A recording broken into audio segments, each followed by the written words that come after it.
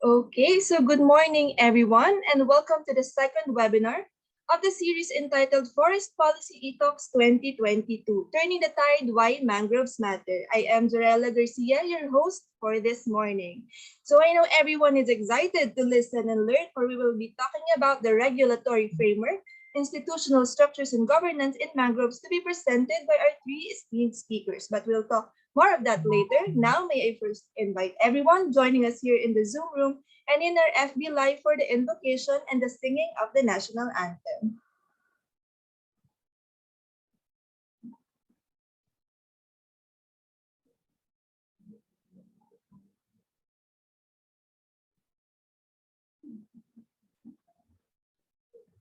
Dear God, thank you for allowing us today to meet and share our knowledge and time with one another in this webinar.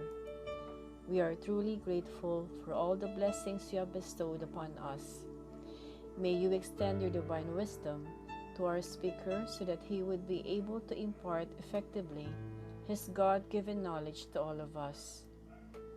Bless the participants as well so that they would be able to glean the vital information from this activity and spread what we've learned in the spirit of your love and generosity. May we realize that this activity should glorify your name. Amen.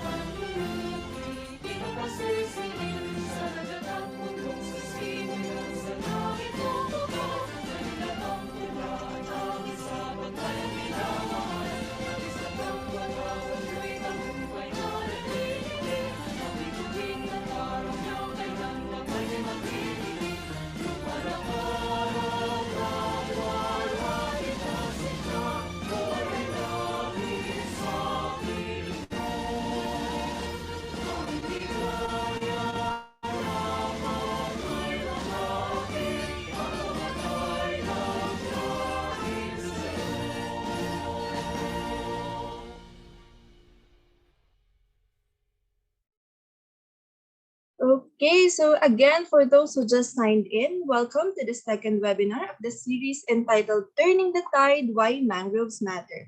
A quick reminder first for those who are experiencing connection problems or issues, we also have a Facebook live stream of this webinar that you can join. Just go to our Facebook page, UPLB Forestry Development Center.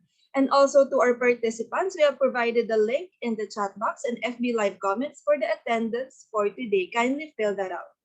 Okay, so we are currently 403 in the Zoom room and 40 viewing from Facebook Live. While waiting for others to log in, before we formally start the program, may I request everyone to participate, for we have prepared a little icebreaker for all of you. For those who have joined our previous webinars, para po din sa aming mga suki na, I'm sure you're already familiar with this. So we have prepared this Menti game for you to answer. Just go to menti.com and type in this PIN code, 88585654. We also have placed the link in the Zoom chat and FB live comments, so you can just click on that and it will direct you to our Menti question.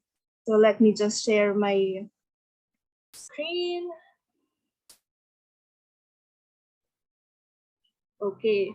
So our first question is, were you able to attend or watch this series first webinar entitled Rediscovering Mangroves?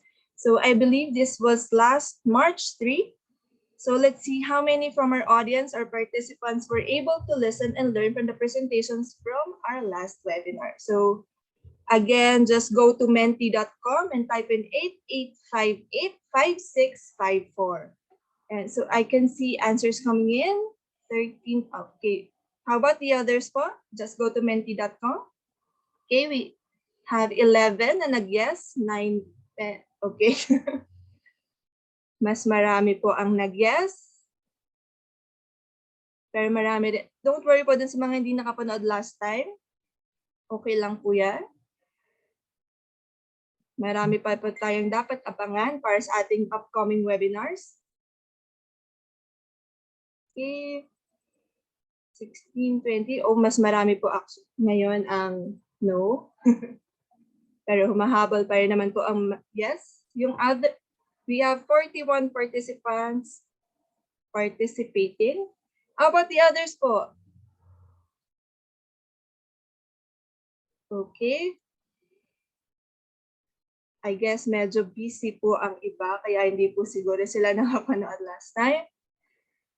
20, 25 currently ang nag-yes, pero malapit pa rin naman po ang ating figures. 33 na po ang nag-no.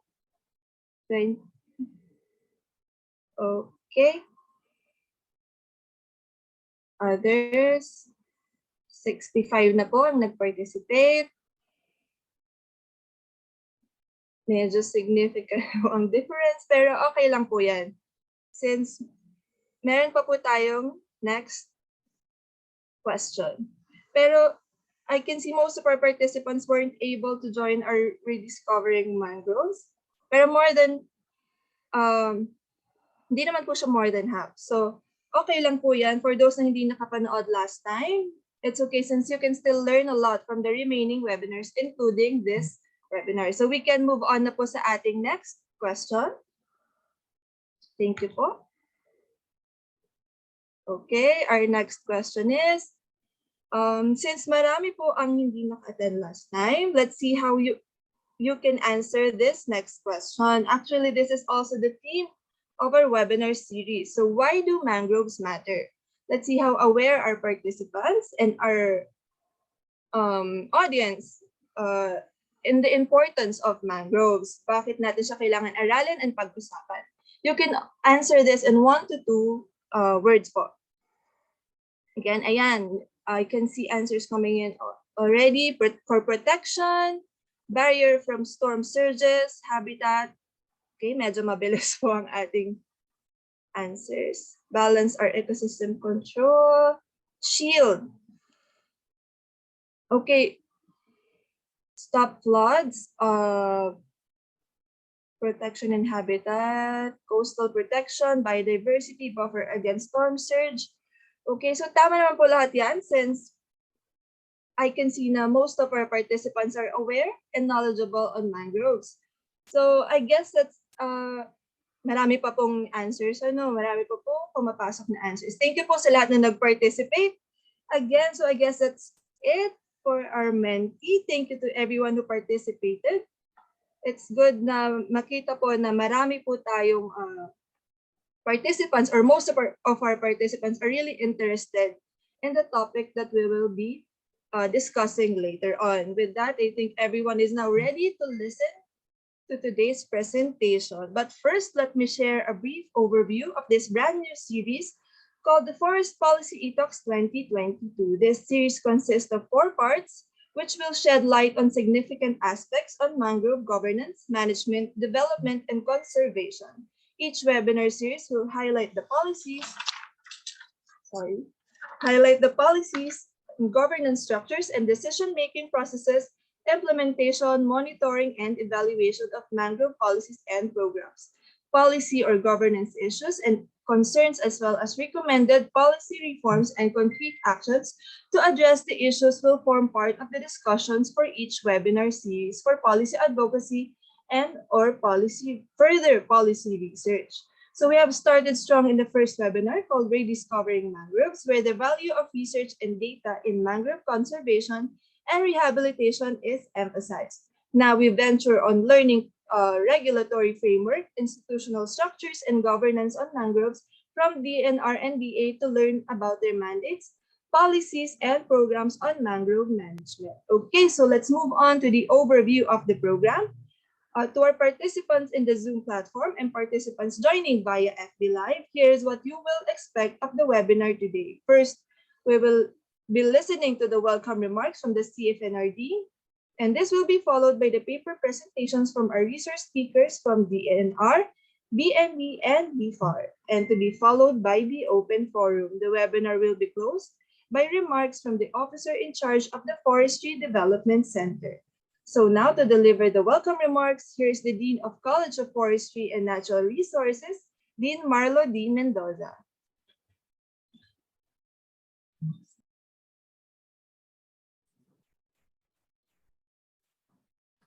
To our speakers who have generously lent their time and expertise to be with us today, ASEC Marcial Amaro Jr. of DNR, for Forester Armida Andres of Biodiversity Management Bureau, also of DNR, and Ms. Mary Ann Concepcion Gonzales of Bureau of Fisheries and Aquatic Resources, BFRDA,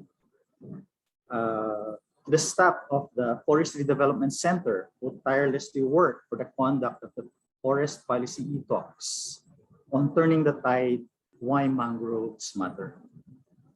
To the participants from the Philippines and other countries who have become partners to this endeavor towards science-based mangrove management, friends and colleagues, a pleasant morning, afternoon, and evening.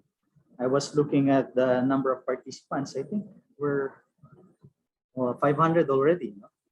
So this shows how interesting and important and relevant the topic is. The College of Forestry and Natural Resources is one with FDC in its continuous effort to transform knowledge generated from scientific research into evidence-based policies towards the sustainable management of forests and natural resources. To this end, the Center has been holding forest policy ETalks as part of its policy advocacy to discuss problems and solutions in forestry and natural resources. The theme of this webinar, Policy ETalk series, Turning the Tide, Why Mangroves Matter. Indeed, much turning the tide or reversing trend is needed to rehabilitate and restore our mangrove ecosystems into a desirable state. A favorable policy climate would be instrumental in translating this goal into a reality. So I commend the initiatives of FDC for taking on this task and initiating the process of creating an enabling environment to foster sustainable mangrove management. The same goes to FMB DNR for the initiatives they have already taken to address these challenges. And also the BMB, their programs being implemented by the various field offices. The first webinar on rediscovering mangroves has emphasized the value of research and data in mangrove conservation and rehabilitation. Building on the accomplishments of the first webinar, we now venture to learning the regulatory framework, institutional structure, and governance of mangroves. And we are very fortunate to have speakers from the DNR and the Department of Agriculture. I wouldn't belabor anymore enumerating the multiple benefits of mangroves, and in fact, that has already been the icebreaker this morning. No? The 2020 Philippine Forest Statistics reports a total of 303,000 plus hectares mangrove forests managed by different agencies such as the DNR, DA, and the local government units. However, our mangrove forests continue to be threatened primarily by anthropogenic activities. And this includes land use conversion, construction of illegal structures and settlements, overharvesting of mangrove products, and fisheries, among others. Mangroves are also not spared from the impacts of natural hazards and other risks, events such as sea level rise, erosion, climate change, and pollution. Likewise, challenges in management due to weak implementation of policies and programs and lack of capacities contribute to the dire state of our mangrove forests. If I remember right, we have more than 500,000 hectares of mangroves, no? But now we're down to around 300,000 hectares. The lack of a single framework for overseeing and managing mangrove areas in the country has resulted in policy conflicts, piecemeal programs, as well as difficulties in coordination among independent agencies, particularly in reverting abandoned, undeveloped, and unutilized fish ponds into mangrove forests. Nevertheless, we have also seen actions from various stakeholders towards collaborative solutions in addressing the management, policy, and governance issues surrounding the mangrove ecosystems. Calls for the formulation of a mangrove roadmap, passing bills in Congress on the creation of an agency to harmonize mangrove policies, programs, and governance, and conduct of research and advocacies for sustainable mangrove management are among the initiatives already in the pipeline. Personally, I am keen on encouraging researchers to look into long-term studies to demonstrate the multiple benefits of controlled thinning and pruning of mangroves. But this requires seriously looking at and amending Section 71 of Republic Act 61, which is the banning on harvesting of mangroves. I believe that by allowing controlled thinning and pruning of mangroves, private sector will invest and the communities will be further motivated to expand the mangrove plantations. We just have to zone the mangroves into areas of production and protection. Definitely areas prone to tsunami, storm surges, erosion, and other geohazard areas should be spared and be part of the protection zone. Massive planting of mangroves has to happen, and we cannot rely on government funding alone. Private sector, particularly community-initiated mangrove plantation development, has to be encouraged, and this requires policy reforms, and we have to utilize market mechanisms. This is where strong science policy interface has to come in. And I have looked at some case studies, and what particularly interested me is a study done in Venezuela, where cutting ranging from 4% to 22% was allowed based on studies. But this, of course, will depend on the stand structure, the zone, the location, among other considerations. We can also learn from Indonesia's Monmang. It is a mobile app that enables communities to collect, process, and analyze mangrove data. This is very similar to FMB's initiated Lawin, and Indonesia has its counterpart concerning mangrove long-term monitoring. And also, what comes to mind is a need for legislated research budget, which should include mangroves, for long-term growth and yield modeling, which will be the basis of interventions on the ground. Actively engaging communities to monitor mangroves in their respective areas is critical, given the personnel challenges of research and regulatory agencies, as well as large extent of mangrove areas.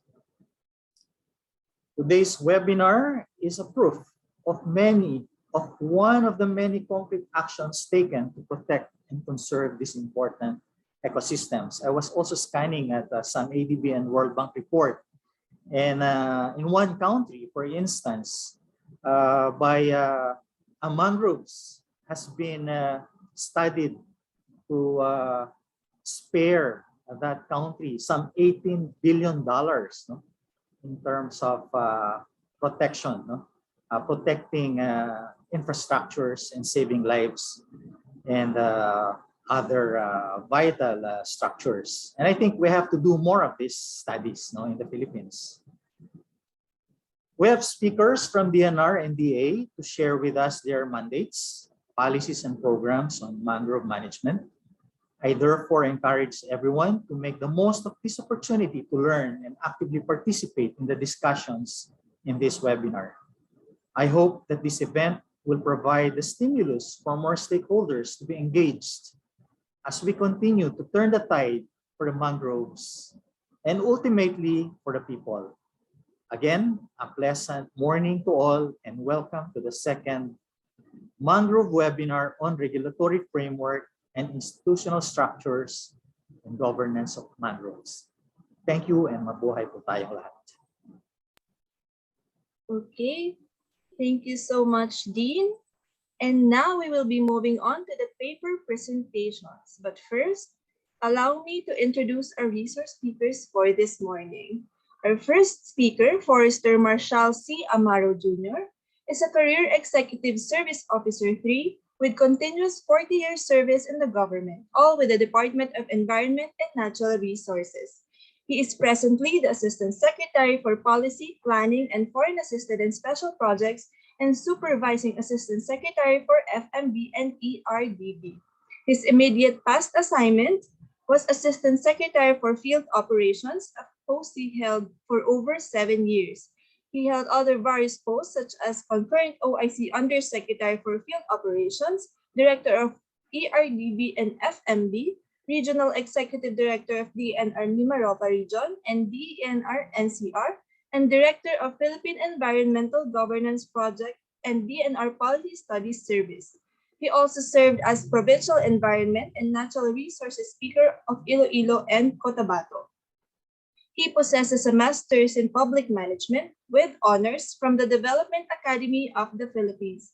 His action plan and project on mobilizing stakeholders for the sustainable watershed management of Cannon River in General Nakar, Quezon was rated outstanding. He also earned a graduate diploma in agricultural economics from University of New England, Australia, and a BS degree in forestry from University of the Philippines, Los Baños. Our next speaker, our second speaker for today is Forester Armida P. Andres. She handled various aspects of biodiversity conservation policy formulation, program development, and provision of technical assistance in the fields of protected area management and buffer zone covering various ecosystems from the mountains to the sea, buffer zone development, including more recent thematic areas of agrobiodiversity and urban biodiversity. As Chief Ecosystems Management Specialist, she also served or serves in various capacities as national focal point and focal person for various past, ongoing, and pipeline foreign assisted projects. She also gained her Forest Ranger certificate in 1982, Bachelor of Science in Forestry in 1986 from University of the Philippines, Los Baños College of Forestry, Graduate Diploma in Environmental Management and Development in 2001, and Master's degree in Environmental Management and Development in 2002 from Australian National University in Canberra, Australia.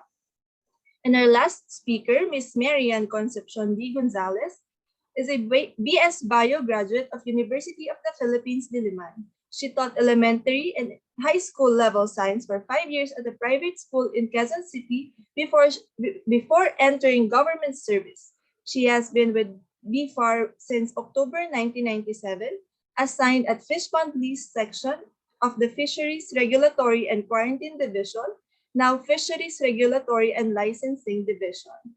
So without further ado, may we call on our first presenter, Forester Marcial C. Amaro Jr., to present about the DENR policies and programs on mangrove forests.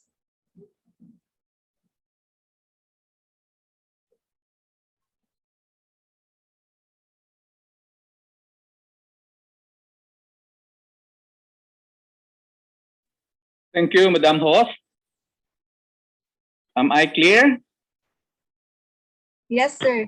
Okay, thank you very much. Of course, our greetings to Dean Marlo Mendoza and the UPLB College of Forestry and Natural Resources, the Forestry Development Center team who continuously strive to educate the public, not to mention the professionals for recent developments, particularly with our subject matter for today, that of mangroves.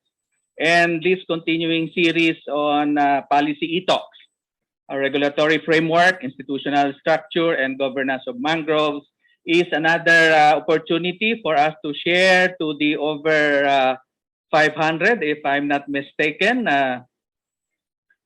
joining us via Zoom, and I believe more through this FB Live for this second of the series that is ongoing as far as mangrove. So I just would like to provide for some updates. But before that, let me also greet my fellow panelists, Forester Neneng Andres, and of course our colleague from DABFAR, Ms. Mary Ann Gonzales, for providing later on a complete picture of this regulatory framework as far as mangrove is concerned. For the updates I mentioned earlier, I would like to share that my immediate past assignment was concurrent FMB director, and now I have moved from that assignment effective last Monday, but given this additional assignment supervising of senior official of the DNR for the said bureau as well as the Ecosystems Research and Development Bureau. These are no strange work as far as yours truly is concerned, because I've been assigned to these offices, I think at least a couple of times each. So let me now guide you through this DNR presentation on DNR policies and programs as far as mangrove forests are concerned. So the outline would proceed with first the legal basis to be followed by the state of mangrove forests, mangrove rehabilitation, and that of the ongoing effort on the interagency technical working group on abandoned, underutilized, and underdeveloped fish ponds, or AUUF. So basically, we are still guided by the circa 70 law on forestry, or the revised forestry code of the Philippines. And under this law, which we hope would be amended soon, it is provided that mangroves and other swamps which are not needed for shore protection and suitable for fish pond purposes shall be released to and be placed under DABFAR. And that's the reason why we had DABFAR also joining us to share updates. And also that of strips of mangroves and swamplands at least 20 meters wide along seashores to be classified as forest lands, even if they are flat or not over 18%, because of their very nature and therefore needed for forest protection. The said law also provides for the strip of mangrove forest bordering numerous islands, which protect, and this is highlighted, the shoreline roads, and even coastal communities from the destructive force of the sea during occurrence of typhoons, now storm surges, to be maintained and not alienated. So basically, again, these are provided for and be subjected to protection. And I guess this will be elaborated later on by our colleague from the Biodiversity Management Bureau. And that of all mangrove swamps set aside for coast protection purposes shall not be subjected to clear-cutting operations when this law was enacted. But we all know that this was later on updated, and we will present that later on. And also under this law, that of mangroves and other swamps released to the BFAR for fish pond purposes, which are not utilized or which have been abandoned for 5 years at least from the date of release, to be reverted back to the category of forest lands and returned to the DENR. This was mentioned by Dean Marlo, that of the section under 7161, which basically talk about forest charges and internal revenue matters, that there shall be no cutting or harvesting of mangroves. And this covers all the mangroves, even those which were established for production purposes. So this was enacted in 1991, and up to the moment, this is still in force and effect. And I guess this provided for some major challenges as far as ensuring the sustainable management of these resources, not to mention that of rehabilitation efforts to be carried out by parties other than the government. In the absence of a new law that would cover current challenges confronting the forestry sector, the DNR looks up to the master plan for climate resilient forestry development of the Philippines. And as of the moment, we are in the third version, covering a period of 2016 to 2028. This year, this master plan would be subjected to a mid-term review, considering the 6 years that have lapsed. And we hope that we will be, again, providing for significant changes to, again, address the challenges that have come during the first half of the implementation of this master plan. This master plan provides for general directions for the forestry sector, particularly on activities and strategies with the aim of achieving a climate resilient and sustainably managed watersheds and forest ecosystems, providing both environmental and economic benefits to society. And as you can see in this slide, there are four major strategies. First is to strengthen resilience of forest ecosystems and the communities that are dependent on them to climate change. And this includes the rehabilitation and conservation of mangroves. Second is to respond to demands for forest ecosystems, goods, and services. This is a major challenge considering that we cannot directly utilize mangroves for the direct benefits such as harvesting, cutting for the multiple uses of mangroves. We can only make use of mangroves as an ecosystem hosting other livelihood opportunities. So third is to promote responsive governance in the forestry sectors, and fourth and last are other support strategies which include that of e-governance.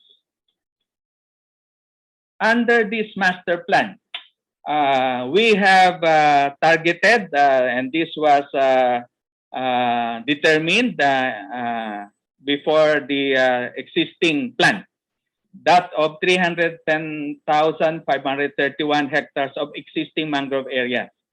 And because of this Republic Act 7161, we are limited with the principal responsibility of protecting them and rehabilitating, of course. So basically, the priority provinces which were identified in the plan are Palawan, which comprise about 20% of the existing mangroves of the country, province of Quezon, Samar, Zamboanga, Sibugay, Surigao del Norte, Sulu, and Tawi-Tawi. And it is in the plan that this mangrove protection is a joint undertaking with the local government units in accordance with the local government code and other pertinent laws, rules, and regulations. And as of the moment, approximately 58,000 hectares of existing mangrove areas have been subjected to or planned for rehabilitation. We also, while awaiting the enactment of a revised forestry law, we relied very much on the executive issuance. And one of the executive issuance, which I believe is very relevant for this subject matter, is that of Executive Order 318, which was issued in 2004, promoting sustainable forest management. And this particular executive issuance provided for the guiding principle for the promotion of SFM, as I believe most of us already know very well, with priority for the rehabilitation, management, and protection of Philippine forests and forest land, including coastal forests. And that we all know includes mangroves and to a certain extent the beach forests.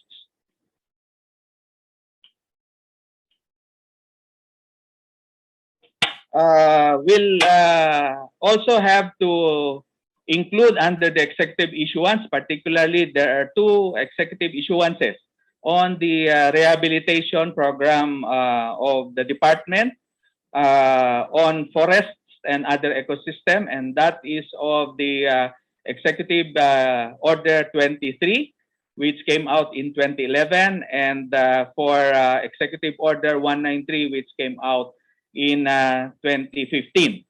Basically, it provided for the implementation of the National Greening Program, later expanded, enhanced to rehabilitate first 1.5 million hectares of degraded forest lands, including mangroves, by planting 1.5 billion trees for an initial period of 2011 to 2016.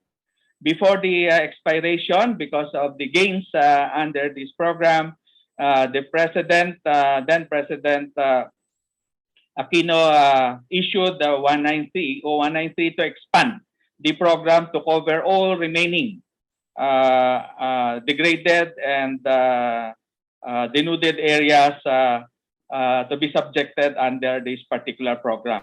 So basically, the period was also extended up to 2028. For the current year, there is just a very little target on mangroves, considering the assessment of the program, and because in between, during the implementation of the national program, majority of the areas mangrove areas which are needing rehabilitation were covered in the aftermath of Typhoon Yolanda in 2013, where we had this 1 billion peso program for mangrove and beach forest rehabilitation. And this was implemented by our Ecosystems Research and Development Bureau. So basically, these are all the our legal basis as far as providing for the sustainable management of our forests, and for the rest to be perhaps provided by the next presenter, which oversee the program of the department as far as scaling up coastal and marine ecosystems management. So now we proceed to the second part, that of the state of our mangrove forest. First, we'd like to seek your understanding that the latest we could provide as official figures remain as of 2015. We are still awaiting the official and updated statistics on forests and forestry to be provided by our National Mapping and Resource Information Authority. So basically, this was already mentioned by Dean Marlo that right now, as of our latest official statistics, we have 366,145.19 hectares of mangroves in the entire country. And as you can see in this slide, you have the breakdowns among the regions, including the autonomous region in Muslim Mindanao, by way of the mangrove forest gain and the mangrove forest loss. So basically, you have you can see the trend and the final in terms of the outlook as of our assessment and evaluation and analysis done ending in 2015. So by region, I think it's it is shown here that the Mimaropa still constitute the most in terms of the highest share in terms of the mangrove existing mangrove stands, and because of the province of Palawan, where 20% is determined to be existing. And this is followed by that of the autonomous region, then Region 8 or Eastern Mindanao, Eastern Visayas, and Caraga region, and Region 9, comprising the top 5 regions where we have the existing mangrove stands as of 2015. For the provinces, I guess we can see here ranked by the most to the list. I guess the top 10 are Palawan, as already mentioned earlier, Sulu, Quezon, Tawi-Tawi, Surigao del Norte, Bohol, Zamboanga, Sibugay, Surigao del Sur, Western Samar, and Northern Samar. So these are shown in the satellite images and highlighted where we have the existing mangrove stand. So basically for Luzon and Palawan, we have this slide, and I think it just validates that Palawan indeed is the runaway in terms of the province with the most existing mangrove stands. For Visayas and Mindanao, I guess for Visayas, indeed Samar and Region 8 particularly comprise the most. And for Mindanao, you can see the autonomous region where basically all the islands are still surrounded by existing mangrove stand, as well as in the Caraga provinces, particularly the eastern part. Now we go to the mangrove rehabilitation. So basically, we have already presented that under the National Greening Program, launched in 2011 and enhanced in 2015 to cover up to the present.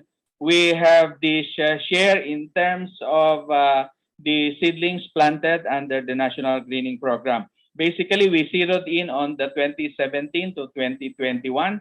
And for this, we have planted over 16 million propagules in the target areas under the National Greening Program. So we have established from the time we started the greening program in 2011 to 2021, or a period of over 10 years, little less than 93,000 hectares, again, across the country. And I guess we have these accomplishments indicated in the table here. And these were provided by other partners, but incorporated here for us to have more or less a complete picture of the areas planted to mangroves. So basically, we have, I think for a grant, I think this diagram covers the period 2017 to 2021, but the table on the left provided for the entire area established from the time we started the National Greening Program. So again, because we put up a database for our National Greening Program, which track progress in terms of our accomplishments, basically with a lot of information for those who are interested. And as you can see, it is color-coded from 2011 to 2020. And it's indicated here where these mangroves areas were, mangrove plantations were established through the years, up to the present, from the time the National Greening Program was started. So basically, if we are able to zoom in, we can definitely see that there is this convergence on the existing mangrove stands, because we also targeted rehabilitation, not just reestablishment of mangrove stands. Also for the Visayas and Mindanao, as you can see, we have basically the bulk in Mindanao, in the Visayas compared to the Mindanao provinces.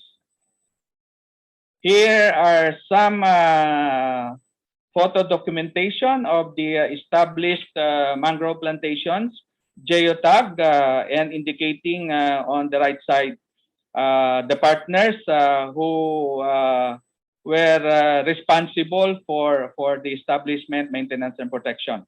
And for this state of the mangroves, as you can see. So basically, this is in Cavite, in Luzon. And this one is in Bohol. We indicated here the congressional district because for quite some time, except for last year, there was always this constant query coming from our local lawmakers asking where the established plantations are. So we can immediately have this sorted out and provided to the lawmakers who are asking for a photo documentation or proofs that we have indeed established plantations in their respective districts. So we have this in Samar, and we have no less than a Fisher Folks and Farmers Association responsible for this mangrove plantation. This one is in Calapan City, Oriental Mindoro, and the one which serves as my virtual background was a photo I personally took when I validated these accomplishments in Oriental Mindoro. This is in Palawan, Rizal, and as you can see, this was taken, photo documented as of 2018, and we just are hopeful that when we go back to these areas, these have more or less improved and have grown. These trees have grown and matured, and hopefully be able to serve their purpose very soon. This is in Marinduque, established in 2015, and this was taken 4 years after. Again, another mangrove plantation established by the Barangay Local Government Unit of Valencia in Lingig, Surigao del Sur, a major partner which I believe was successful. Perhaps there may be issues raised on the very close spacing, but I guess there was a rationale why this close spacing was resorted to in this particular project site. And this is a drone shot taken over Lianga, Surigao del Sur for a mangrove plantation established in 2014 with our partner, a Ganayon Agricultural and Marine Marketing Association, or GAMA. So you can see that indeed this is a concrete proof that a plantation could be successfully established by our partners under the National Greening Program.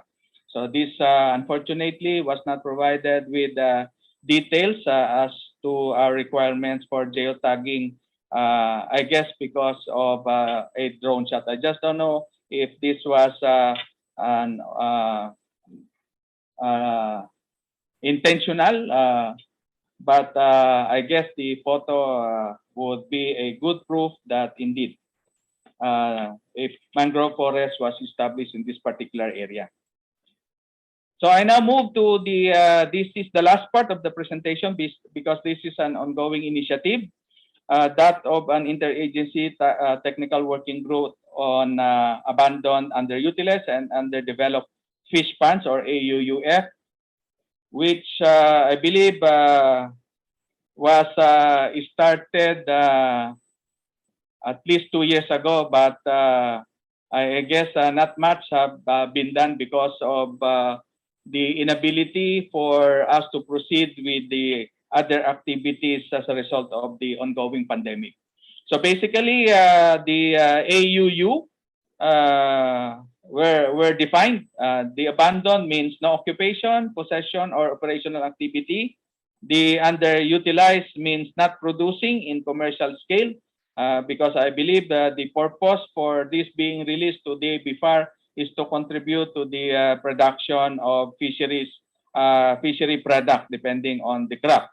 And for the underdeveloped, those which have been determined to be physically unequipped. So basically, there's no indication that it is ready or at rest in terms of fishery production. No dikes, no water control structures, nothing that would provide for an indication that whoever was provided the tenure or the privilege to develop did not provide for such. So this was the technical working group was created pursuant to this joint resolution by the National Convergence Initiative for Sustainable Rural Development, that of the DA, DNR, DILG undertaking to handle this particular concern. I believe the roles and responsibilities of this interagency technical working group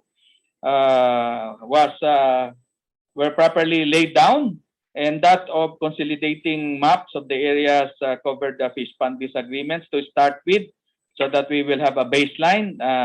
And right now, for the DABFAR and that of the Forest Management Bureau and perhaps other agencies which have information to have this consolidated.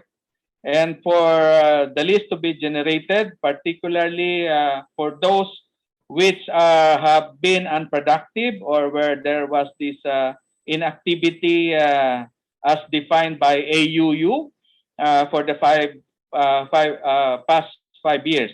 This is because, as mentioned earlier and as presented earlier, there is this provision in PD 705 that provided for this return to the DNR for perhaps the next best use for this area after this has been abandoned for some time.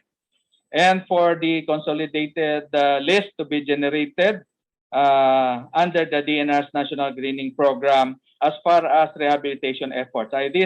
These are readily available on the part of the DNR as shown in the satellite in the sites imposed on the satellite imageries for the entire country, particularly Luzon with Palawan, the Visayas cluster, and the Mindanao Island. And to conduct validation work and verification of the cancelled abandoned areas by the DNR. But this is a major challenge because we still need to have the complete list and information provided by the ABFAR. And lastly, to intensify coordination efforts, particularly between the DNR and the ABFAR on these particular convergence areas where we have the FLA and or the National Greening Program sites. So basically, because of this resolution, the DNR created a technical working group by way of a special order just last year to address this particular issue or the issues on AAUTF and therefore deliver based on this resolution coming from the National Convergence Initiative. And yours truly is serving as the National Technical Working Group Chair. And if I remember, we had 2 meetings and this the Secretariat is our Policy Studies Division. I guess there was this lapse because the one in charge, the former chief of the Policy Studies Division was reassigned to a centro in the Calabarzon region. So we're trying to again have the meeting convened among the department agencies concerned, namely that of course, NAMRIA, FMB, BMB, LMB, and the DNR offices such as the Policy and Planning Service. So there is also this pilot project in Region 5. This was funded by the Foreign Assistance and Special Project Service of the DNR. And we are anticipating much in terms of the development in this particular project, particularly as basis for our moving forward with the national effort. So the expected outputs of this project is having a field guide for the assessment of AUUF and the generation of the databases from the assessment reports. Of course, database with maps, and later on coming up with a memorandum of agreement between and among the DENR, the ILG, and the Department of Agriculture as far as the continuing work on this AUUF. So basically, those are all I can share at this point. And let me again thank everyone for particularly the organizers, and of course those who are joining us and have indicated their interest in this particular subject matter. Thank you and mabuhay. Okay, thank you, Sir Marcial. Let's give Sir Marcial a virtual round of applause, please. Okay, thank you. Now we will call on our second presenter who will present about the policies, governance, and partnerships in mangrove conservation, the case of Philippine protected areas, for Mr. Armida P. Andres. Good morning, everyone, especially to Dean Marlo, to ASEC Mars, Ma'am Mary Ann, and the organizers and attendees of this webinar series. I'm very pleased to present the topic on policies, governance, and partnerships in mangrove conservation, the case of Philippine protected areas. And I'm also very pleased to present or represent our Biodiversity Management Bureau of the Department of Environment and Natural Resources. This is the outline of my presentation. I'll be giving a few introduction on biodiversity conservation imperatives for the Philippines. And then I later on zero in on the policies supporting protected mangrove areas, principally by the National Integrated Protected Area Systems Act and other relevant policies on other effective area-based conservation measures. And towards the end, I'll be presenting case examples of governance and partnerships in two of our protected areas. One is nationally managed Tacloban Island National Marine Reserve, and one locally managed marine protected area, the Leganes Integrated Katungaan Eco Park. First, let me start with this. This is the map of the megadiverse countries in the world, the 17 megadiverse countries in the world, and Philippines is considered as a megadiverse country. So if you look at the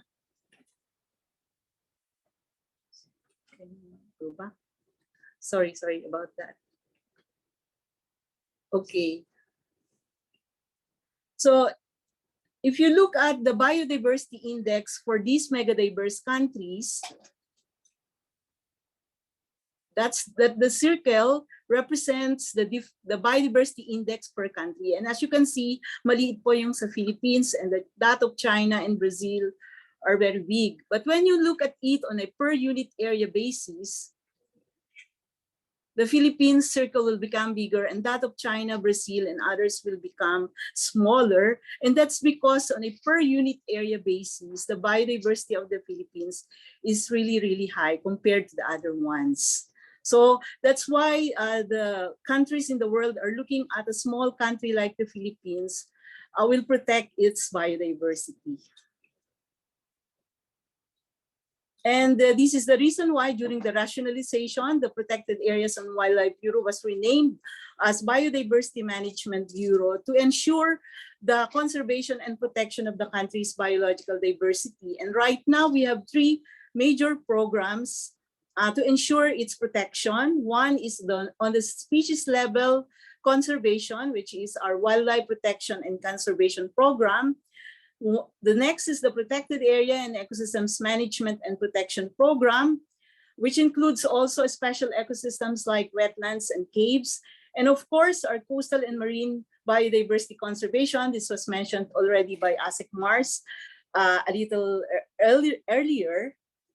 We are also implementing the Coastal and Marine Ecosystems Management Program to run from 2016 to 2028 with an overall goal of protecting and maximizing the ecosystem services and benefits from our coastal and marine ecosystems to contribute to the well-being of the Filipinos. And the program objective really looks at the drivers and pressures on our coastal and marine areas that lead to its continuous degradation. And we hope that until 2028, we will be able to implement programs that will improve the status of our coastal and marine ecosystems and its services. Next. Unfortunately, while we are tagged as a mega-diverse country, we are also a biodiversity hotspot. And a biodiversity hotspot is a country that there's a very high likelihood of species going extinct, no? Because of the ongoing degradation and problems in protecting our biodiversity. So right now, we only have about 7 million hectares of remaining forest, and it used to be clothed, our country used to be clothed with forest, no? And this has been mentioned already based on the Philippine forestry statistics of 2019, there are about 303,373 hectares of mangroves, no? Mas updated yung presentation kanina ni ASEC Mars. Next, please. So just to highlight that we are at the apex of Coral Triangle. We are the center of marine shore fish biodiversity, and that's located in the Verde Island Passage. And we have one of the longest coastline in the world, where over 60% of our population live. No? And in terms of coral cover, we have about 2.5 million hectares, which is valued at around 207 billion pesos. We also have seagrass beds, another important ecosystem in our coastal and marine areas, about 2.73 million hectares, and our species, 19 species, are actually contributing 55% of the number of species in East Asia. And our mangrove forest, we have about 42 species. I don't have to dwell much on this, but this one was tackled during the first webinar series. And I just want to mention again the importance of the biodiversity and the rich ecosystem services they provide. We don't just conserve biodiversity for biodiversity's sake alone, but for the various and multifarious ecosystem services that they provide, including habitat to wildlife, fisheries, coastal protection, carbon sequestration, biofiltration. And I'm sure this has been presented also. This is just an attempt to really value in US dollars, on a per unit, per hectare per year basis, and this tackles the provisioning, regulatory, cultural, and essential services associated with our mangroves, which is about 14,166 US dollars per hectare per year. And that's a lot. And this does not include estimates for water purification, tourism, recreation, education, and research. So the value can increase more, much more. I just would like to highlight, because it's a very important service that is very, very vital in our marine protected areas, and that's ecotourism. Our Apo Island protected landscape, because of the tourism, ecotourism initiative in the area, is really tagged as a sustainable protected area. They can operate on the basis of the earnings that they have on ecotourism, and the Tinmar, or the Taklong Island, is slowly gaining ground as well, with its many islands that is becoming a popular tourist hub, and for island destination. And even our LPPWP, which the Las Piñas Wetland, Parañaque Wetland Park, offers a place to immerse in nature, even in a busy metropolis like Metro Manila. Okay, but as mentioned earlier, our mangroves have disappeared since 1980, and this is based on the publication of FAO in 2005, 80% of which are human-driven, aquaculture, agricultural conversion, human settlements, coastal development, and it was also mentioned that we are feeling the after effects of the mangrove cover loss, and we are just highlighting here the effect of the Indian Ocean tsunami, which is the third strongest earthquake recorded since the 1900s, with about 227,898 casualties and costing us about $10 billion US dollars. But this is also where the focus, or the first field-based study to document the clear link between coastal vegetation and protection from tsunami was established. No, areas that were able to maintain their mangroves were less affected compared to those that have already stripped their coastal areas of mangroves. And we have our own local example.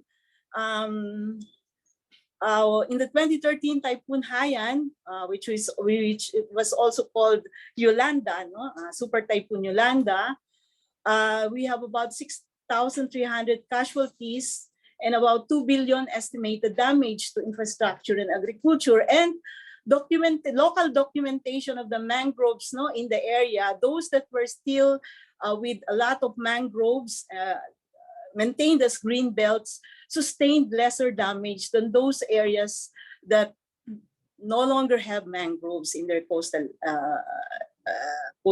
aligning their coastlines.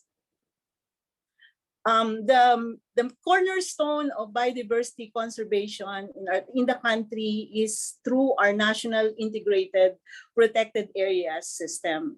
We have to make sure that we are able to maintain those areas that still have this function of essential ecological processes and life support systems, preservation of genetic diversity, sustainable use of resources, and the natural conditions, the greatest extent possible, are classified and administered under the term protected area. No?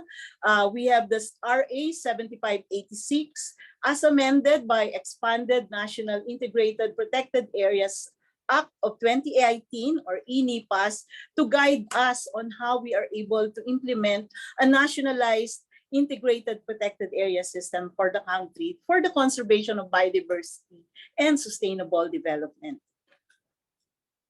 So enshrined in the preamble of the NIPAS Act as amended by RA 11038, we have to ensure that the system will encompass ecologically rich and unique areas and biologically important public lands that are habitats of rare and threatened species of plants and animals, whether they are terrestrial, wetland, or marine, need to be designated as protected areas. And the good thing about the amendment of the NIPAS Act is that the system already recognizes conservation areas and management regimes being implemented by the local government units, local communities, and indigenous peoples. Ito po yung categorically tinatawag natin na OECM. So nire-recognize both the nationalized entities plus the management regime run by our local stakeholders. No? Ito po yung isang magandang amendment ng batas. And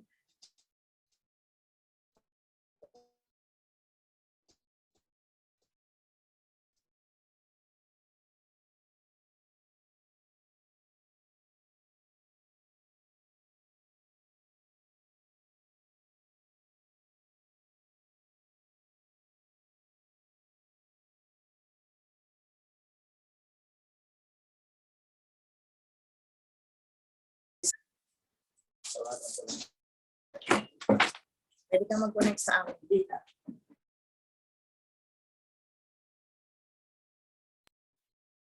Ma'am Armida?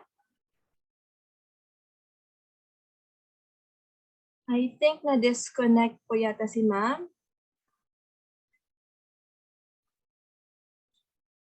Hello, ma'am. Okay, while waiting for Ma'am Armida to reconnect, for Ma'am Armida to reconnect, a few reminders first. E-certificates will be given after you accomplish the post-evaluation. The link will be posted in the Zoom chat after the open forum. Once accomplished, you may email us at fdc.uplb@up.edu.ph for the request of the presentation of the speakers. For those who wish to replay this webinar, you may find it in our Facebook page. So, okay na po kaya si ma'am? Sorry about that. We had internet problem. So if I may continue, Okay, ma'am. Go ahead. Can you share again?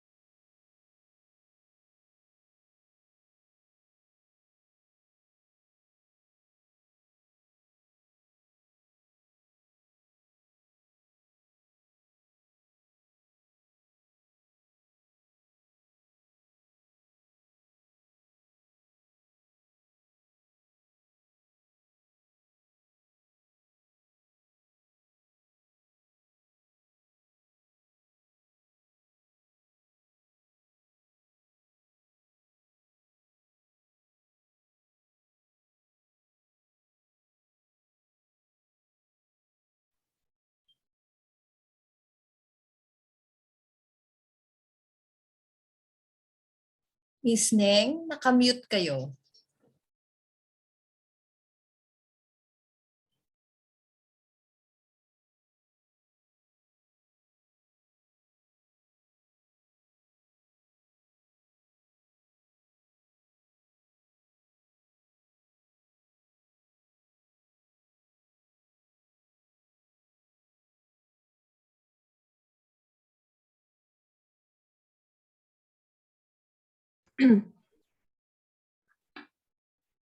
Ma'am Armida?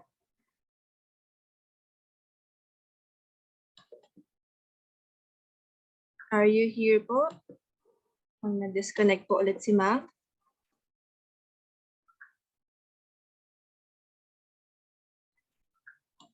Hello? Jor, nandito na si Miss Gonzales kung ano. We can move on po muna sa next presenter.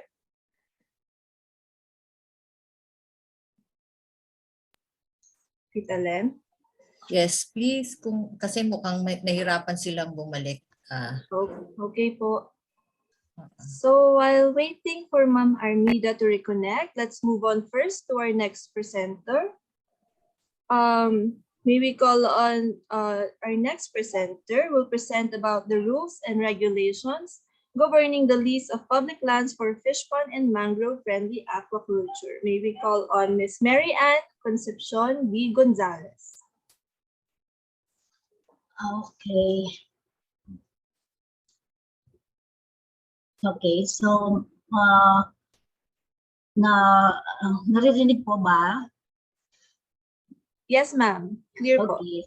So magandang umaga po.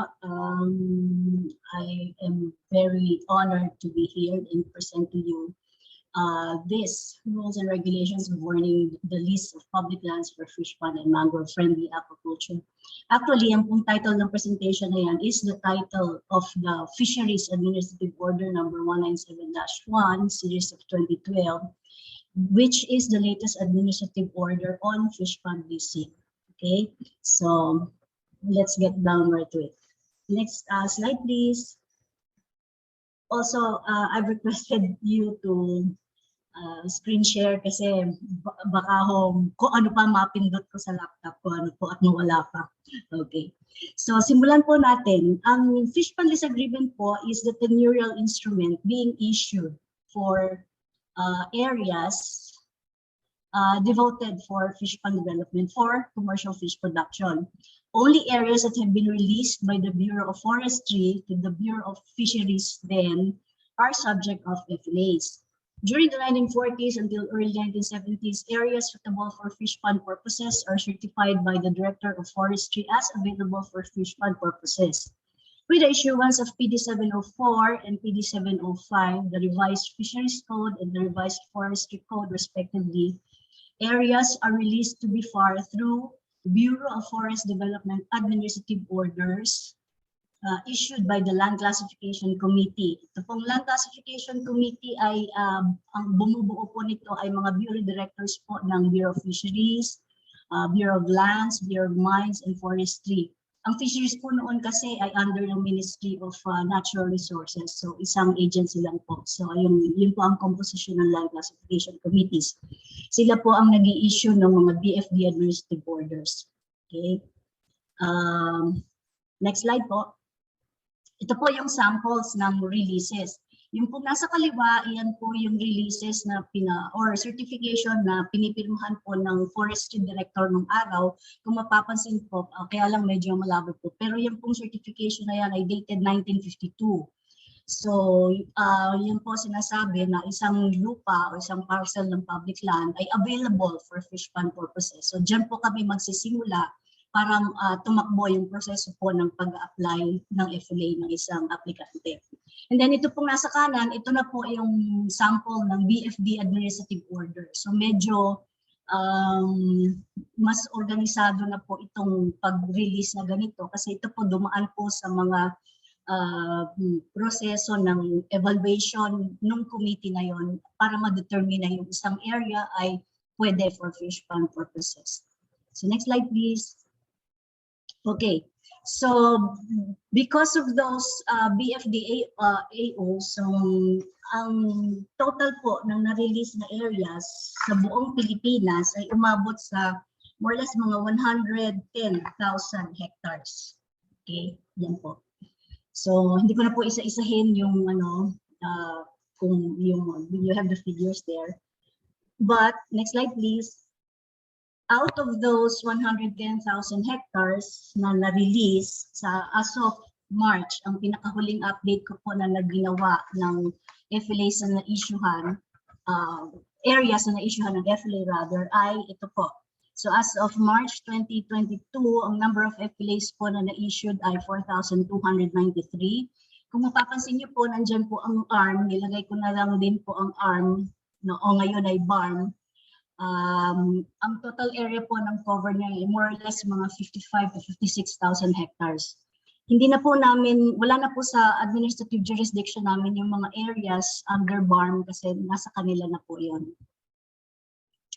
Okay, next po.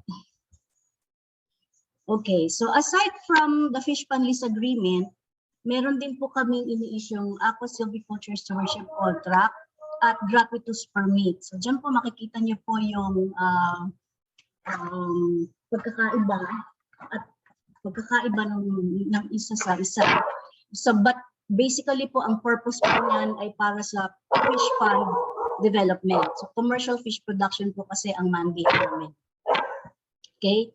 Sa fish pond po, merong limit na 25 hectares for individual at 50 hectares sa operation. Sa ASC, pwede ho hanggang 50 hectares. At ang GP or gratuitous permit na ini-issue natin sa mga schools na nag-o-offer ng fisheries courses are 25 hectares. And then, yun po, ang period po ay 25 years, renewable for another 25 years. Sa Aqua Silvi po, 10 years, renewable for another 10 years. Medyo hindi ho defined sa FAO kung hanggang kailan pwedeng mag-issue ng ASC, but for now, hanggang sa medyo open pa po siya. Ang gratuitous permit naman po ay ini-issue for 5 years at nire-renew po for another 5 years or hanggang kung kailan kailangan ng eskwelahan, halimbawa, yung area for their instructional purposes. Next po. Next slide, please. Okay. So ito po ang mga requirements. Medyo madami-dami ho, pero some of those are mga prepared affidavits lang po na available sa aming mga provincial or regional offices or dito sa central office, and some are to be provided by the applicants. So sa FLA and Aqua Silvi, meron kaming hinihingi munang initial requirements. Ine-evaluate po muna namin yung qualification ng aplikante, yung kanilang financial capability, tsaka technical capability. For Aqua Silviculture stewardship contract, may karagdagang affidavit na hinihingi kami na they are willing, o yung mga fisher folk cooperatives, limawa, are willing to undergo Aqua Silviculture training, which we also provide through our center in Pambilao. Okay. Then, pagkatapos po namin ma-evaluate yung initial requirements and i-recommend na for issuance ng FLA yung aplikante na comply sa initial requirements. So, hihingi na namin ang final requirements which include kung kontrata, yung survey plans, at saka iba pang mga certification including the Environmental Compliance Certificate or Certificate of Non-Coverage issued by the DENR. Next slide po. Okay, transfers. Ang transfer po ng leasehold rights ay allowed, pero syempre meron hong mga conditions. Marami hong mga conditions yan. But ang primary requirement po sa pag-transfer ay kailangan po may prior written approval po ng Secretary of Agriculture. Pag wala pong, pag nag-execute po ng transfer documents yung ating lessee without first informing the Secretary of Agriculture and seeking approval thereof, ma-invalidate po yung transfer na yon. Okay. Okay, next po. Susunod naman po yung sa renewal. So sabi ko po kanina, 25 years yung ni-issue yung FLA and then renewable for another 25. Sa Aqua CV 10 and then renewable for 10. And then for gratuitous 5 renewals. So ito po ang mga requirements. So basically yung pong requirements for FLA medyo umunti na lang po kasi kung renewal na lang po, ibig sabihin same lessee po yung mag-a-apply for the second 25-year term. Okay, next po. Okay. Now, tingnan po natin, ito po yung process flow. Ito po yung step-by-step procedure kung ano po yung pinagdadaanan ng aplikante at ng papel ng aplikante once na i-submit siya sa regional offices and na-forward po dito sa aming central office. So, color-coded po so para makita natin kung at what stage pumupunta yung ating application. Next po.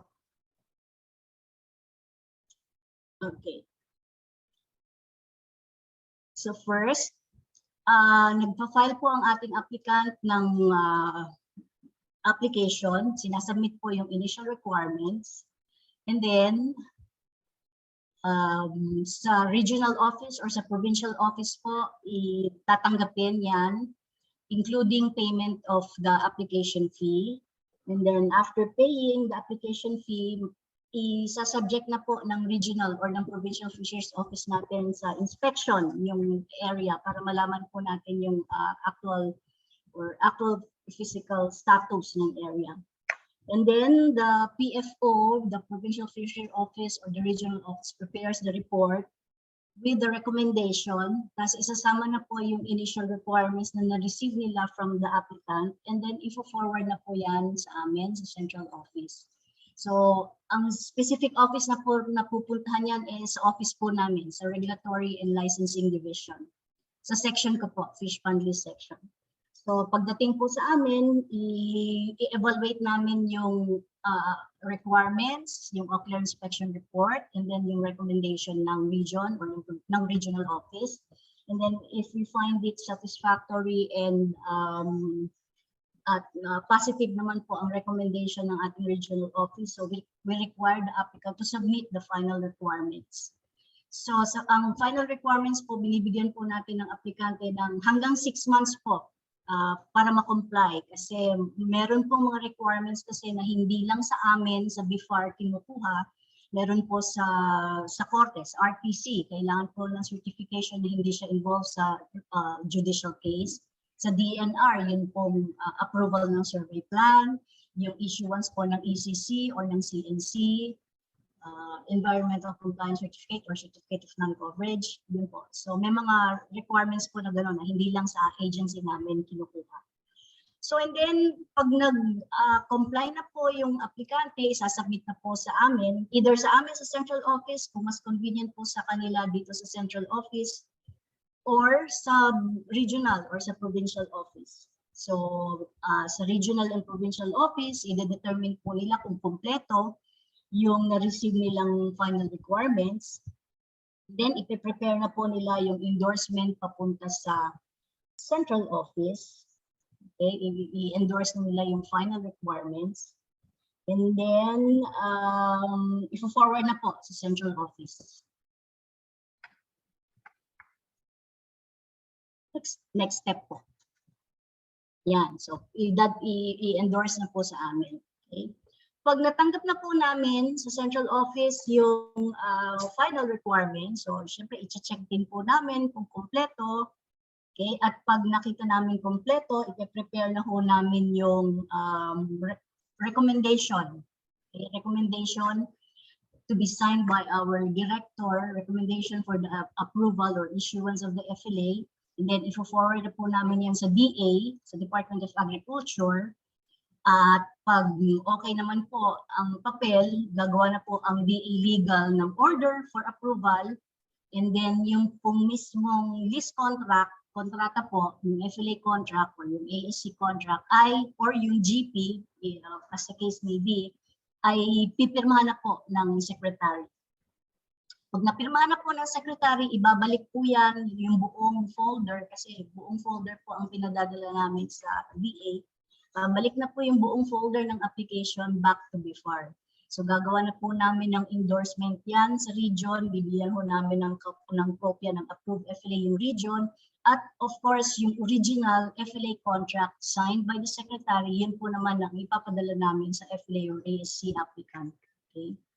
And then po, last, matatanggap na po ng ating FLA applicant na ngayon ay lessee na yung kanya pong approved FLA. Okay?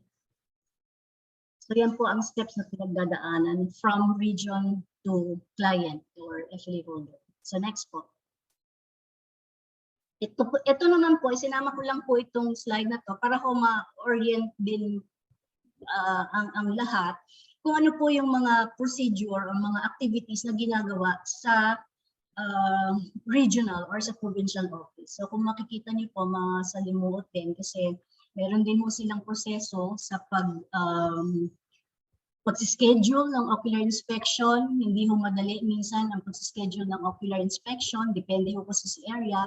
Minsan ho mabuti kung yung FLA or yung FLA area ay malapit lang sa kalye, pero most of the time yung pong FLA area ay napakalayo, kailangan bangkain, kailangan maglakad ng kalahating araw para makarating at makita yung palaisdaan. Okay? So yan po yung proseso na ginagawa sa regional office. So next po. Now, grounds for rejection, ito po ay nakapaloob sa section 20 ng FAO 197-1. Lack or loss of interest of applicant. Pag hindi na ho sumasagot sa mga sulat namin, yun, lack or loss of interest. Pag hindi po qualified, okay, yung qualification for section 5 ng FAO 197-1. Pag namatay po yung aplikante or na-dissolve yung corporation, yun po. Pag incomplete ang initial requirements, hindi na po yan tinatanggap sa regional or provincial office pa lang. So, nire-reject na po nila agad. And then fraudulent, false, or misleading statements or information during the conduct of investigation, kasi nagko-conduct po ng investigation on the applicant, aside from the documentary requirements we ask of them. And then pag occupying or introducing improvements in the area without FLA or ASC is also our ground for rejection. And then failure to submit the requirements under section 16 or 17 for new and renewal, or section 18 and 19 for transfer within 6 months. Ito po yung sinasabi kong 6 months ang binibigay po natin from the receipt of the notice of compliance. And when public interest requires. Okay, next po. Now, pag na-issue na po ang FLA, obligado na po ang ating FLA holder na magbayad ng upa kasi parang apartment lang po. Maniningil kami ng annual rental. So ngayon po ang rate po ay 1,500 per hectare or fraction thereof. Ibig po sabihin itong or fraction thereof kung ang area mo ay halimbawang 5.6 hectares, counted as 6 hectares na po yan. Sa ASC naman po, ang annual rent ay 500 per hectare or fraction thereof. Next slide po. Now, Kung sakali naman pong late ang payment ng ating FLA holder ng kanilang FLA rental, meron din pong surcharges. So kung halimbawa, ang pagbabayad po ng rental ay pwede mula January to end of February nang walang multa. Pag lumampas na po, pag nagbayad na po, pag March 1 na po siya nagbayad until March 31, meron na hong dagdag na 5%. Pag nagbayad po siya ng April 1 to June 30, meron hong dagdag na 10%. Pag July 1 to until the end of the year, 15%. At pag next year na po niya binayaran, 20% po ang surcharge. Ito po namang rental, kung halimbawa, meron naman po rin kaming incentive. Kung halimbawa ang rental, sample lang natin, ngayong taon na to, itong for rental po nitong 2022, kung binayaran po niya ang rental niya for 2022 noong December 18, halimbawa, 2021, okay, meron po siyang 10% discount. Okay, so yun po yung incentive natin para sa early payment ng ating Fishpond rentals. Next po.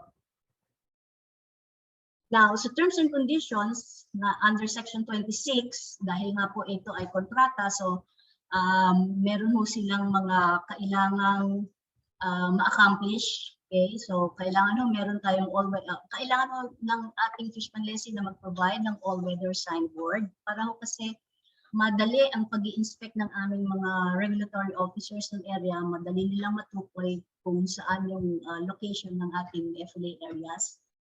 Okay. Removal of any construction made in relation to obstruction to free navigation in streams, lakes, bays, or migration path. Okay. Failure to pay rentals for 2 consecutive years, introduction of improvements or utilization of the area. Within 180 days po, kailangan na-utilize na yung area or naglalagay na siya ng improvements or i-improve na yung mga improvements na nandun kung yan man ay dati ng FLA. And then commercial production is of course required within 5 years. Ang required production ay 1.5 tons of fish per hectare per year or its equivalent.